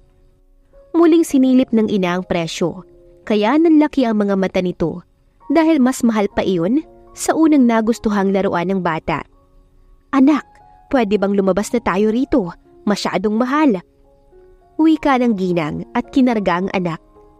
Pumalahaw naman ang bata nang ilabas iyon sa loob ng malaking shop. Naawa siya rito nang maalala ang kanyang mga anak. Pakiramdam niya, lalo ata siyang nangulila sa mga bata. Hinabol niya ang ginang at pinigilan sa kamay, habang bitbit ang box ng laruan na nagustuhan ng anak nito. "Mommy, kunin niyo na po to. Ako nang bahalang magbayad." Wika niya sa ginang. Namilog naman ang mga mata nito at napatingin sa kanya. Nag-aalangan pa itong tinignan siya. "Salamat ha, at pasensya ka na." Hiyang-hiya ito sa kanya. Ang bata naman ay niyakap kaagad ang box ng laruan at hindi matatawaran ang sayang rumihistro sa mga mata nito. Nais niya ring makita ang mga anak na ganoon kasaya sa munting bagay, pero hindi iyon mangyayari. "Debbie, i-charge mo sa akin to."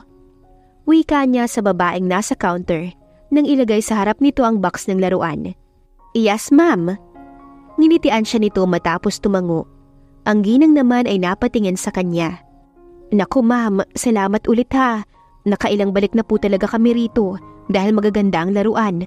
Hindi ko lang po talaga kaya ang presyo." Sabi pa ng babae. "Di naman po kayo lugi dyan, mommy. Original po kasi yan, hindi basta-basta nasisira." Magalang at nakangiti si Debbie na siyang sumagot. Tumango na lang ang ginang, pero halatang masayang-masaya. Siya naman ay masaya rin. Napapatingin sa kanya si Saneth na kanyang assistant. Kasama niya ito na nagtutungo sa factory o di kaya sa 5 branch ng kanilang store.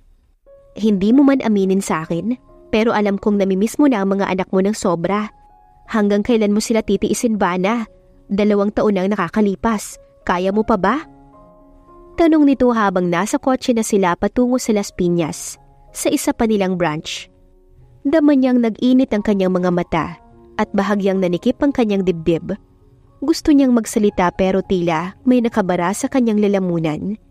Siya lang ang tanging nakakaalam sa sakit na nararamdaman niya at nais na lang niyang sarilinin. Nang hindi siya tumugon, ay hindi na rin nagsalita pa si Saneth, kundi napabuntong hininga ito. "Kuya Bong, daan muna tayo sa restaurant para mag-lunch." Baling niya sa kanyang driver. "Yes, ma'am." Tugon naman ito.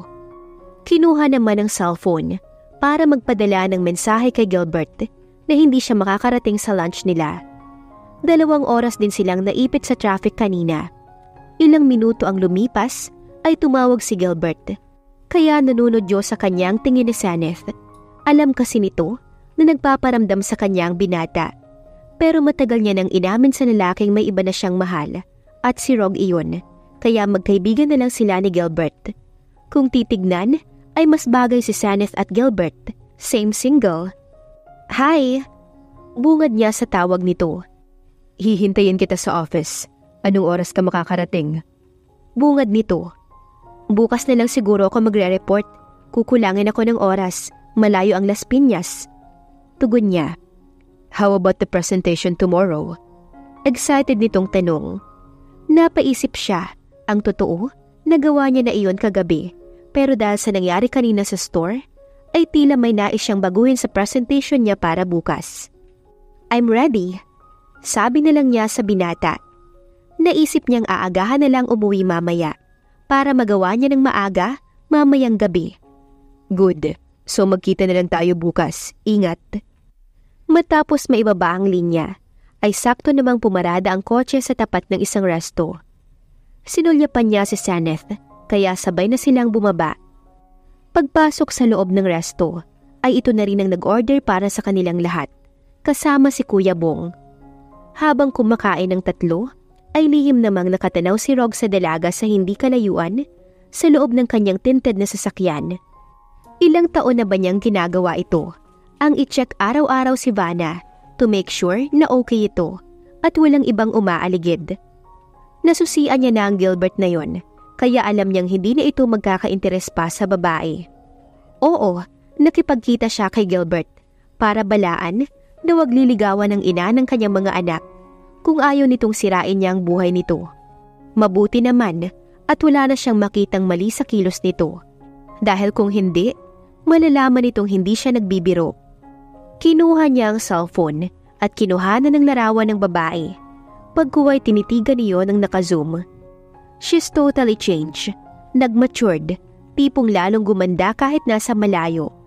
Napangiti siya pagkuway dumungaw sa bintana ng kotse. May dumaan kasing binatilyo na nagtitinda ng fresh flower. Psst! Pasimple niyang tawag dito. Lumingon ito at ngumiti sa kanya. Bulaklak, sir. Agad siya nitong inalok. Bigyan mo ako ng 3, saka ibigay mo sa babaeng to, nasa loob ng resto. Pagkuway ipinakita niya ang picture ni Vanna. Sige po, sir. Salamat. Tuwang-tuwa ito nang abutan niya ng 1,000. Hindi na kinuha pa ang sukli at patakbong tinungo ang resto. Hinintay niya lang maiabot ng binatilyo sa nagtatakang dalaga ang bulaklak, saka siya umalis. Nakita niya pang hinagilap nito ang itinuro ng lalaki at nakasunod sa kanyang sasakyan ang tingin ni Vanna. Siguro naman sa tagal ng panahon ay hindi na nito makikilala ang kotse niya. Habang gumagawa ng presentation si Vanna sa gabing iyon, ay napasulyap siya sa 3 red roses na inilagay niya sa vase at ipinatong sa ibabaw ng kanyang side table. May pakiramdam siyang kilala niyang nagbigay noon. Although, wala pa siyang natatanggap mula kay Rog na mga bulaklak noon. Napailing siya. Imposible ang iniisip niya. Nag-a-assume lamang siya. Minabuting tapusin ang ginagawa saka natulog na. Kinabukasan after ng kanyang presentation, ay umugong ang malakas na bulong-bulungan ng mga tao sa loob ng conference room. Ang ilan ay nagustuhan ng kanyang ideya. Bilang isang business partner ni Gilbert, ay nais niyang may patupad ang lokal na produkto na may babagsak sa merkado na abot kaya ang presyo, na mabibili sa mababang halaga mula sa stock market kaysa sa mga original na produkto na hindi kaya ng mga mahihirap. Isang halimbawa ang nangyari sa store.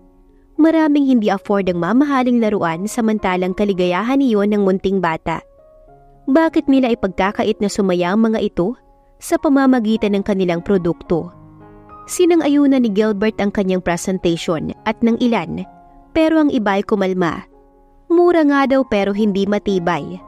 Ang ilan ay okay lang dahil madaling magsawa ang mga bata at nais ng bago. Matapos ang 3 oras na debate, ay sila pa rin ni Gilbert ang nasunod. Ngayon ay patungo na sila sa paggawaan ng mga laruan upang baguhin ang mga materyales. Pero dahil napakaraming stock ang maaaring masayang, baka sa 3 buwan pa maaprobahan ang kanyang plano. Gayunman, ikinatuwa niya ang bagay na iyon. Oh, may lakad yata ang mga apo ko ha. Salubong ni Adriana sa triplets mula sa kanilang silid. Kasunod si Rog na bihis na rin. Yes ma, ipapasyal ko ang mga bata. Nakangiti siya. Tinignan ng ginang ang orasan. Naku, may lakad din kami ng dad mo. So paano, kayo-kayo na lang. Hinalika ni Adriana ang 3 apo bago sinulyapan ng 2 yaya ng triplets. O, kayong 2, huwag iwawala ang paningin sa mga apo ko ha? Yes po senyora. Tugon ng isang yaya. Saka ito nagpaalam kay Rog na tinungo ang silid ng mag-asawa. Are you ready boys? Tanong ni Rog sa 3 cute niyang mga anak na sina Spike, Riker at Wade na ngayon ay halatang excited. Tumango ang 3 nakamata sa kanya. Okay, good, let's go. Sinanyasan niya ang 2 yaya para dalhin ang mga bata sa kotse. Siya naman ay tinawagan si Tony para kunin ang location ni Vanna. Hindi niya na kaya. Nahihirapan na siyang tikisin ang kanyang sariling damdamin, kaya gagamitin niya na ngayon ang mga bata para makuha ang atensyon ng babae. Alam niyang busy ito, pero siguro pagdating sa mga anak nila, ay magkakaroon ng panahong mabigyan ng 3. At kapag naging okay na sila, sa kanya aayaing magpakasalang babaeng ni minsan ay hindi nawala kahit na segundo sa isipan niya. Matapos makausap si Tony, ay nagbiyahe na sila. Napapabuntong hininga siya sa kaba at excitement na nararamdaman habang binabaybay ang kahabaan ng EDSA. Samantala si Vanna ay sakay ng kotse patungong Lucena sa isang branch ng store nila. Ngayon ang delivery ng van ng mga laruan at hindi siya umabot upang ikansila iyon. Baka pwedeng ubusin muna natin ang mga nakapackages ng mga laruan. Malulugi tayo, Vanna, kapag ura-urada nating palitan ng mga produkto. Naalala niyang reklamo ni Gilbert kanina sa office. Okay, ako na ang bahala sa lahat ng mga hindi mabibentang laruan. Bibilhin ko at ipapamigay sa mga batang hindi afford bilhan ng kanilang mga magulang dahil sa mataas na presyo. Mahinahong tugon niya kay Gilbert. Nanlaki ang mga mata nitong napatingin sa kanya. Vanna, alam ko kung bakit mo ginagawa to. Dahil namimiss mo na ang mga anak mo, hindi ba? Pero wag mo naman sanang idamay ang business natin. Pumayag ako sa plano mo, pero hindi pwedeng madaliin. Naiintindihan kita at hindi ko kasalanan kung bakit ka nangungulila sa mga anak mo. Nagtaas ng boses si Gilbert, pero pinagsisihan din ito ang nabitiwang salita, lalo na nang makita ang pamumula ng mga mata niya. I'm sorry. Bawi agad nito, pero nasapol na ang malambot niyang puso. Nagpahid ng luha si Vanna nang tumulo ang mga iyon matapos maalala ang sagutan nila ni Gilbert kanina. Parang torture sa kanya ang araw-araw na nakikitang mga laruan, samantalang hindi niya mabigyan niyo ng sariling anak na ipinagkait ni Rog sa kanya. Araw-araw siyang nakikipaglaban sa sakit na nararamdaman sa dibdib niya tuwing nasa trabaho siya. Kung sana'y kaya niyang iwasang maalala ang lahat. Ma'am, okay lang ba kayo? Napatingin siya sa view mirror kung saan doon nakatingin ang kanyang driver. Okay lang ako, Kuya Bong. Nag-iwas agad siya ng tingin. Pasalamat na lang siya at naiwan sa office si Zenith, kundi ipagtutulakan na naman siya nitong makipagkita na sa mga anak niya at kay Rog. Hindi niya alam kung kakayanin niya pa sa mga susunod na taon nang hindi makita ang tatlo. Bago matulog ay wala siyang ibang dasal, kundi kahit minsan mayakap ang mga ito. At hindi niya alam kung may katugunan ba ang mga dasal niya. Lalong nagpumigla sa mga luha niya na agad ding pinahid. Pilit niyang kinalma ang sarili sa pag-iyak. Mabuti na lang at malapit na silang makarating doon. Magiging abala siya at mawawala saglit sa isipan niya ang kanyang mga anak. Bumaba kaagad siya matapos mapark ni Kuya Bong ang kotse sa harap ng malaking store. Welcome, Kingdom of Toys. Yun ang nababasa sa bukana ng pintuan sa pinakamalaking branch nila ni Gilbert. Dahil nasa 3 palapag iyon. 1 taon pa lang ang store na yun, pero napakalaki na ng kinita. Dahil maraming supplier ang pumupunta dito para mamimili ng milyong-milyong laruan na ibinabagsak sa iba pang pamilihan. At ito rin ang rason kung bakit araw-araw naaalala niya ang mga anak. Good morning, ma'am. Bati sa kanya ng gwardya. Dumating na ba ang deliver? Matapos tanguan ay tanong niya. Na-cancel na po ni Sir Gilbert, ma'am. Saka temporary close muna daw po ang store na to. Magalang nitong sagot. Ngayon niya lang napansin ang sign na inilagay sa harap. Naunahan na pala siya ni Gilbert. Pakiramdam niya, may kung anong tinik na nabunot mula sa kanyang dibdib. Pero bakit maiiyak na naman siya sa sobrang saya? Dahil lang pinagbigyan siya ng kaibigan. Yes, kaibigan niya si Gilbert. Ano man ang nasabi nito sa kanya, alam niyang nabigla lamang ito. Pabalik na sana siya ng sasakyan. Sakto namang nagparada ang isa pang kotse sa kabilang bahagi. Para kasing pamilyar sa kanya ang kotse ni Rog. Pero napaka-imposible naman. Baka kamukha lang kaya sumakay na siya. Kuya Bong, balik na tayo sa office. Utos niya. Yes, ma'am. At nagmaniobra na ito ng sasakyan. Natanaw niya pang nilapitan ng gwardiya ang bagong park na sasakyan. Hindi marahil aware ang iba na temporary close ang store. Marami talagang namimili sa lugar na yun na nanggaling pa sa Maynila. Sir, close po kami. Dinig ni Rog na sabi ng isang guard na lumapit sa kotse niya. Gusto ko lang sanang makausap si Vanna. Nandito ba siya? Tanong niya. Tinitigan siya nito mula ulo hanggang paa at ngumisi. Sir, hingi na lang po kayo ng appointment kay ma'am. Hindi na po yun nag-entertain ng manliligaw. Tila iniinsulto siya nito.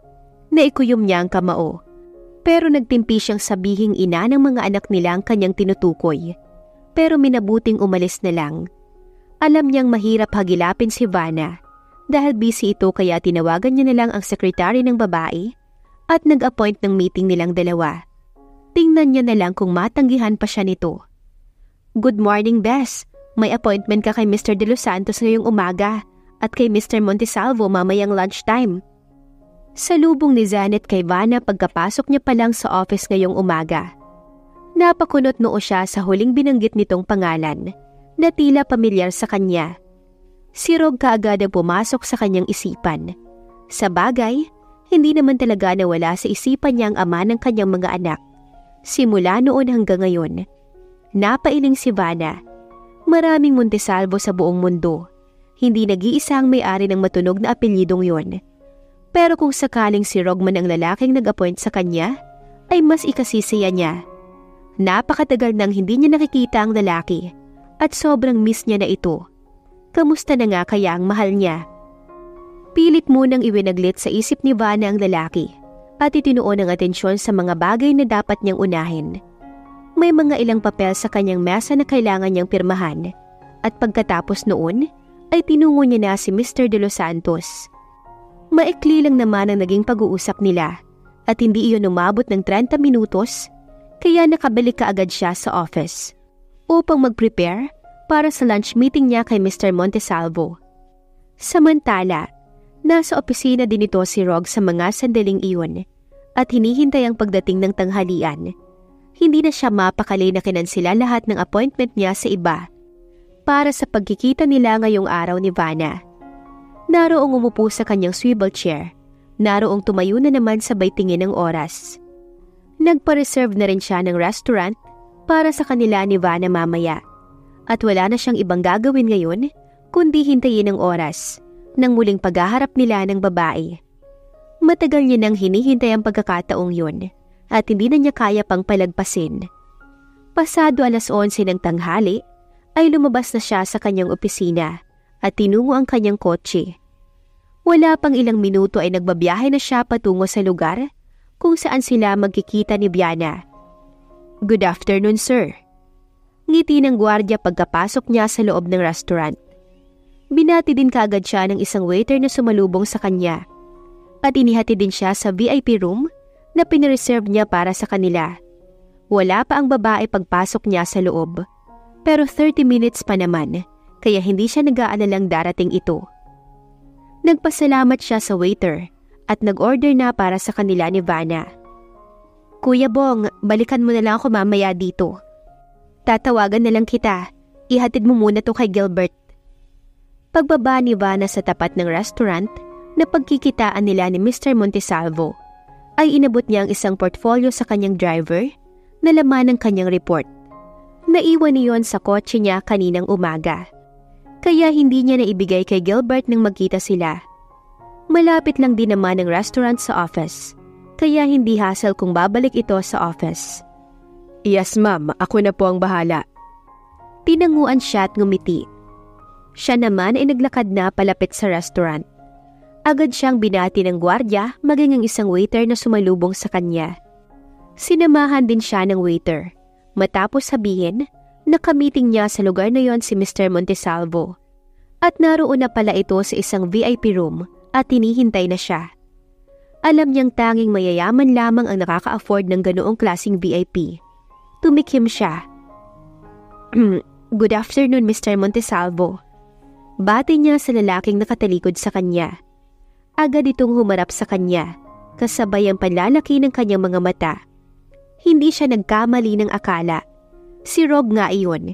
Dahil dito, nag-init ang kanyang magkabilang mata pagkakita sa lalaking napakatagal niyang hindi nakita. Pero tila walang nagbago sa lalaki. Mas lalo pa itong naging gwapo. "Rog!"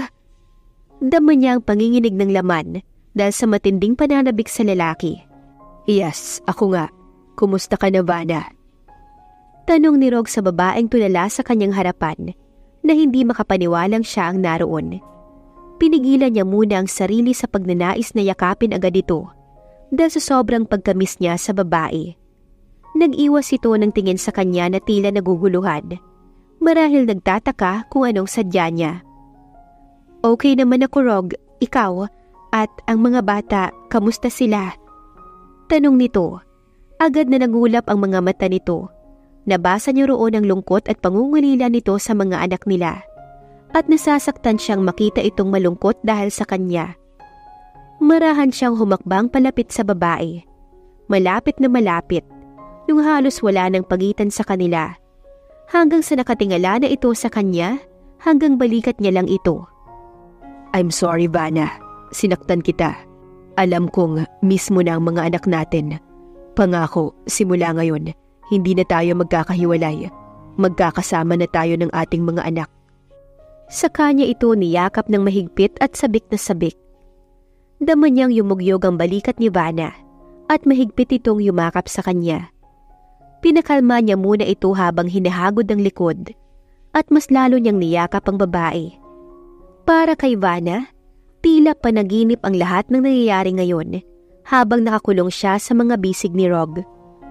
Vanna, hindi mo alam kung gaano ko inasam na makita at mayakap ka ng ganito. Kalaunan ay saglit siyang pinakawala ni Rog at tinitigan. Mahal kita, Vanna. Maramdaming usal pa nito. Kaya ganoon na lang ang pamimilisbis ng mga luha niya sa sobrang saya. Mahal siya ni Rog. Hindi siya makapaniwala. Kailan pa? Sorry, dahil hinayaan pa kitang malayo. I'm sorry, dahil ngayon lang ako nagkaroon ng lakas ng loob na aminin ang nararamdaman ko. Mahal na mahal kita, Vanna, at hindi ko nahahayaan pang magkahiwalay tayo. Lalo siyang napahikbi dahil sa sobrang saya na narinig mula sa lalaki. Rog, mahal din kita. Hindi mo lang alam kung gaano kasakit sa akin. Naiwan kayo ng mga anak ko. Ang sakit. Sobrang nangungulila ako sa inyo. Akala ko hindi na darating ang araw na to. Wika niya habang yumuyugyug ang kanyang balikat dahil sa pag-iyak. Hindi naman akalain ni Rog na maririnig niya mula sa babae na mahal siya nito. Dama niya rin ang matinding pangungulila ni Vanna sa kanilang mga anak. I'm sorry, Vanna. Naging duwag ako sa nararamdaman ko. Magsimula tayo. Pakakasalan kita. Magsasama tayo habang buhay. Kasama ang ating mga anak. I love you. Ani Rog habang pinapahid ang mga luha ni Vanna. Tango naman ang naging tugon ng babae at mahigpit na yumakap kay Rog. Hindi kayang tumbasan ng kahit na anong halaga ang kaligayahang nararamdaman ngayon ni Vanna habang yakap ang kanyang tatlong mga anak. Matapos silang mag-lunch ni Rog, ay dito na sila sa mansyon tumuloy. Habang siya'y umiiyak at yakap ang triplets, siya ring pagluha ng kanyang kinikilalang ina na pinapanood lamang silang apat sa madramang tagpo. Nakikisimpatya ito sa kanyang naramdaman sa mga sandaling iyon. 3 taon niyang tiniis na malayo ang mga anak niya. Hindi mapawi-pawi ang kanyang pangungulila sa 3, kahit nayakap niya pa ang mga ito.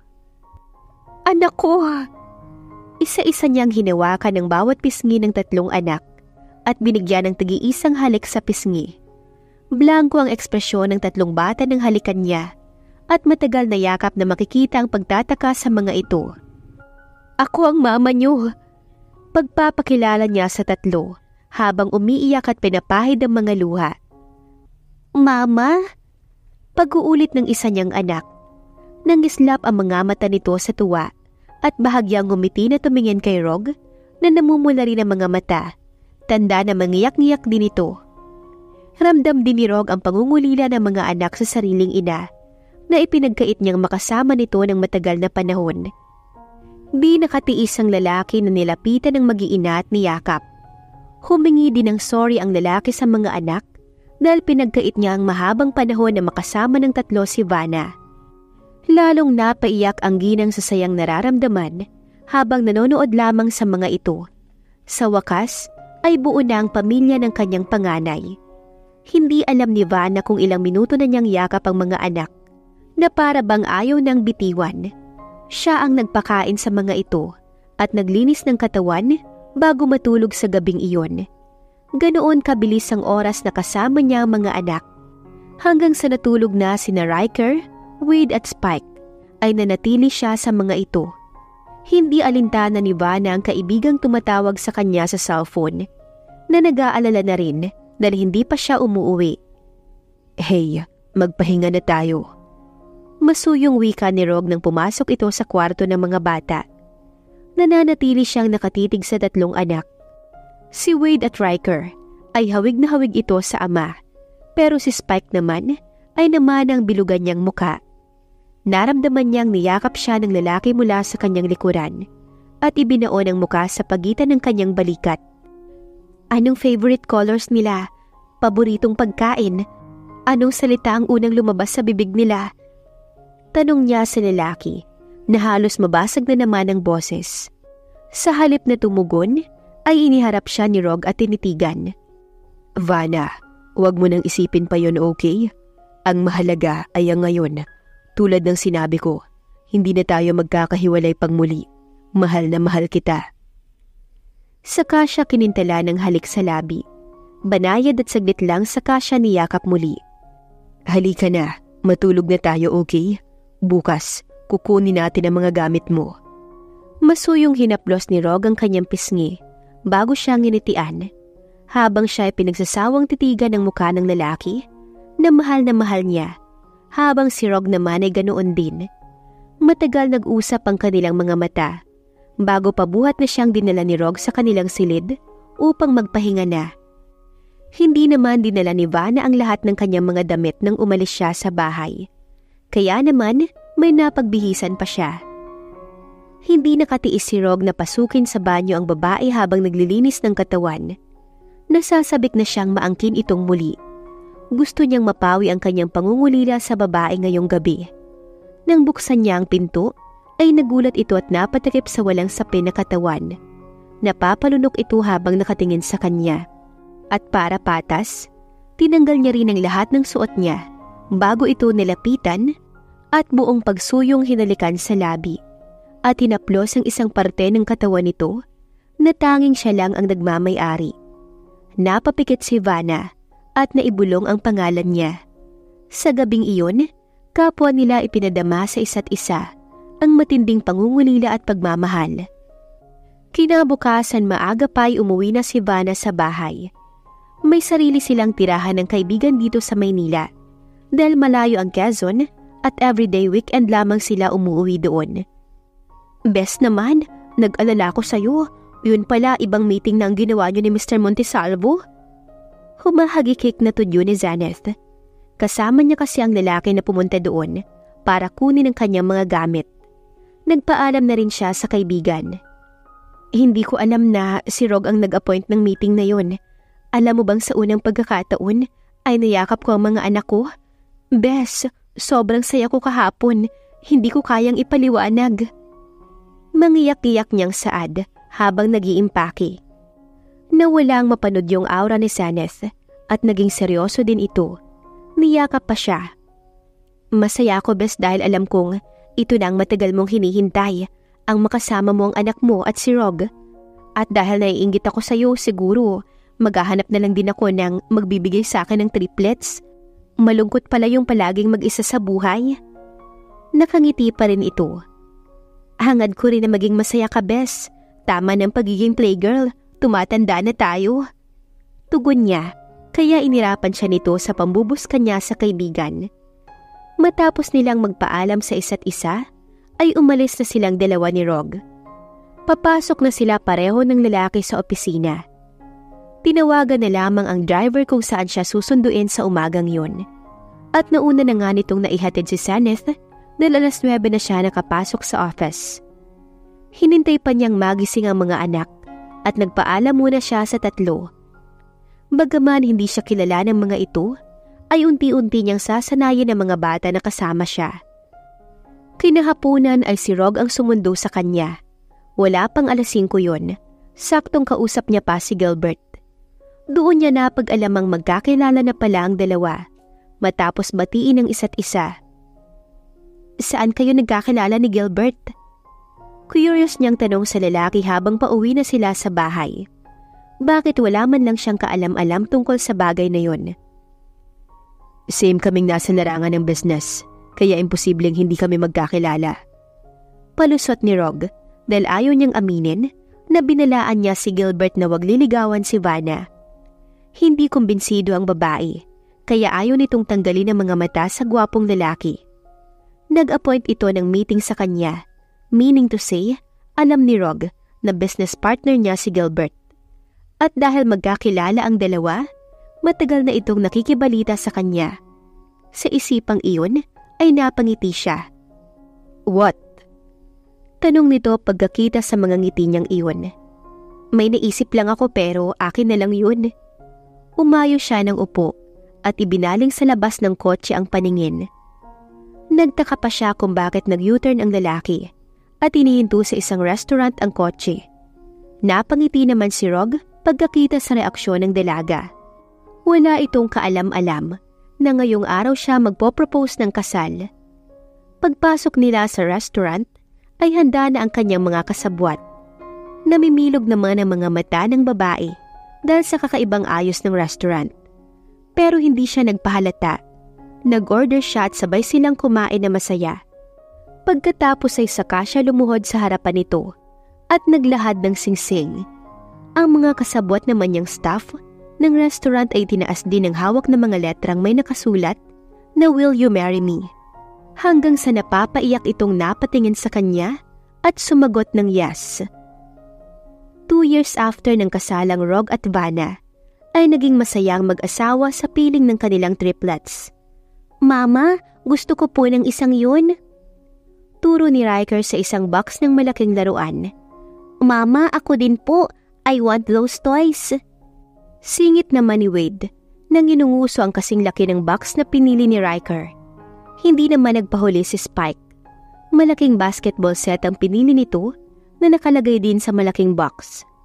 4 na taon na noon ang kanyang mga anak at ngayon ay bumabawi siya sa mga ito. Kasama-kasama niya ang 3 kung saan siya magpunta, sa office man or sa store kapag walang pasok sa school at nagkataong Sabado iyon. Ngayon ay naibibigay na niya ang nais ng mga anak niya na noon ay akala niyang hindi na mangyayari pa. Sa loob ng 2 taon nilang kasal ni Rog, ay sinulit niyang kasama ang mga ito. At sa asawa naman, ay araw-araw niyang nararamdaman ang sobrang pagmamahal nito sa kanya. Nalaman niya mismo sa asawa nang simula nang umalis siya sa poder ng kinikilalang magulang, ay palagi itong nakasunod sa kanya. Kaya hindi nakapagtatakang alam ni Rog kung nasaan siya at ano ang kanyang ginagawa. Dahilan din kung kaya't magkakilala sina Gilbert at Rog na ngayon ay magkaibigan na. "Okay mga anak, kunin niyo ang lahat ng mga gusto niyo. Busy lang si Mama," sabi niya sa 3. "Yay!" Sabay-sabay na nagtatalo ng mga ito sa tuwa. Naghahabulan pa sa 2nd floor kasunod ang tig-iisang yaya ng mga ito. Sanay naman ang 3 bata sa lugar, kaya hinayaan niya na. Naroon sila ni Zaneth upang tulungan ng ibang staff mag-inventory. Si Rog naman ay nasa office din, kaya hindi nila kasama ngayon. Madalas ay sa store sila inaabot ng maghapon kasama ang mga bata. Sinusulit ng 3 maglaro kapag ganitong walang pasok. "Alam mo, Bes, parang kailan lang no, nang ikasal kayo ni Rog, 2 taon na palang lumipas, malalaki na rin ang mga chikiting nyo." Puna ni Zaneth, katuwang niya itong mag-inventory. Hawak naman niya ang record book na nakapwesto sa kabila at nagbibilang ng stock. Simula nang maibaba ang presyo ng mga produkto nila, ay mas dumami ang kanilang buyer. Kaya ginawang bodega ang dating store sa Lucena. Mula sa factory, ay dito binabagsak ang mga bagong laruan na ide-deliver sa mga shop. "Oo nga, Bes, hindi namin namalayan ni Rog na elementary na sila. Pero ikaw, wala pang asawa at anak. Nagtataguan pa rin kayo ng damdamin ni Gilbert. Halos magkadikit naman kayong madalas." Aniya. Kung dati ay siyang tinutudyo ni Zaneth, ngayon naman ay siya na ang madalas manudyo sa 2. Si Gilbert naman ay single pa rin. Ganoon din si Zaneth, kaya bagay ang mga ito. "Naku Bes, tigilan mo ko ha. Kung yung Gilbert na yan hindi magtapat sa akin, di bali na lang." Sabi nitong may kasamang irap. Nagtawa na naman sila. "Bahala nga kayo, basta ako happy and contented sa palalabs ko." Sabay ngiti niya ng matamis sa kaibigan na nangiinggit may kasama pang kiligang boses. Dahil sa totoo lang, magpasa hanggang ngayon, ay kinikilig pa rin naman siya kay Rog. Tumawag nga lang ito sa cellphone, ay excited na siyang sagutin agad. Dama niyang araw-araw ay nadadagdagan ng pagmamahal niya sa asawa. Dahil ganoon din si Rog sa kanya. Tumawa lamang ito, maya-maya ay may nagsalita. "Tito Gilbert!" Masayang sigaw ni Wade na nagpalingon sa kanilang 2 magkaibigan. Nagkatinginan pa sila nang makita ang lalaking tinawag ng anak niya, nakakapasok lang sa pwesto nila. Maaring narinig ni Gilbert ang pinag-uusapan nila ni Zaneth. "Hi, Wade." Bati naman ang binata sa kanyang anak at ginulo ang buhok nito. Ka-close na rin ang mga bata ang mga anak dahil sa madalas niyang kasama sa trabaho. "Kanina ka pa dyan?" Nakataas ang kilay na tanong ni Zaneth sa binata, pero pinamulahan ng pisngi. Ngumiti ito. Yes. Narinig ko rin ang sinabi mo. So, pwede ba kitang ilabas mamayang gabi?" Tanong ni Gilbert kay Zaneth. Namula naman ang tinanong at napatingin sa kanyang gawi. Mukhang nagkakaseryosohan na ang dalawa, kaya nag-exit agad si Vanna kasama ang anak na si Wade. Gusto niyang makapagsulo ang mga ito para naman malinawan ang nararamdaman.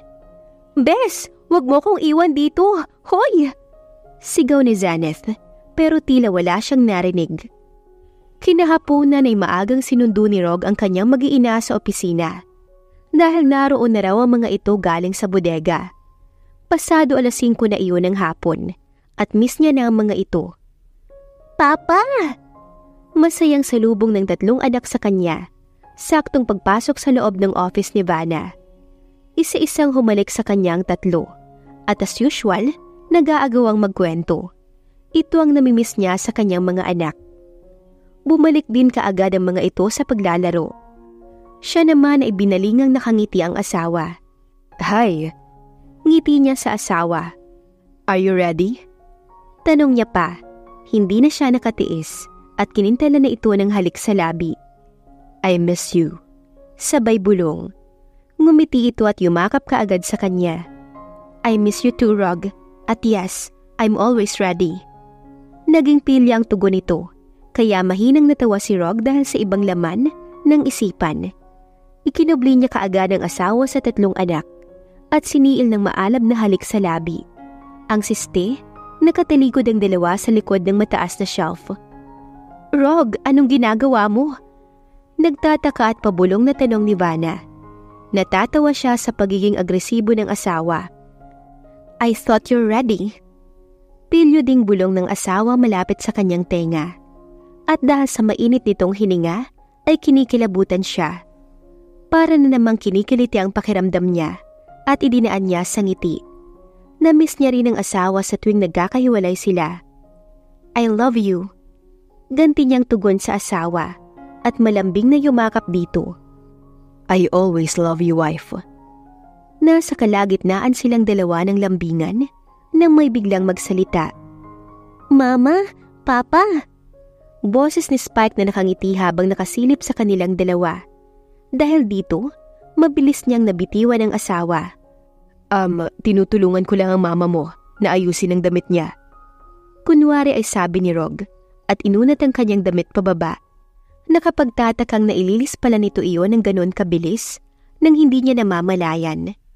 Pasimple niyang tinilikuran ng lalaki at bumalik sa kanyang mesa at isinukbit ang bag. "Let's go, kids!" Aniya sa mga ito. Kanina niya pa ipinahatid sa driver ang 3 yaya ng kanyang triplets dahil susunduin naman sila ng asawa. Dagli namang naghabula ng triplets palabas ng office niya matapos mag-ayang kumain ng kanyang asawa sa Jollibee. Habang nakasunod naman silang dalawa sa 3 na magkasilikop ang kamay at nagpapalitan ng matatamis na ngiti. Excited din ang 3 sumakay ng kotse nang marating nila ang parking space. Habang nagbabiyahe ay masayang nagkukwentuhan ang mga bata sa kanilang likuran.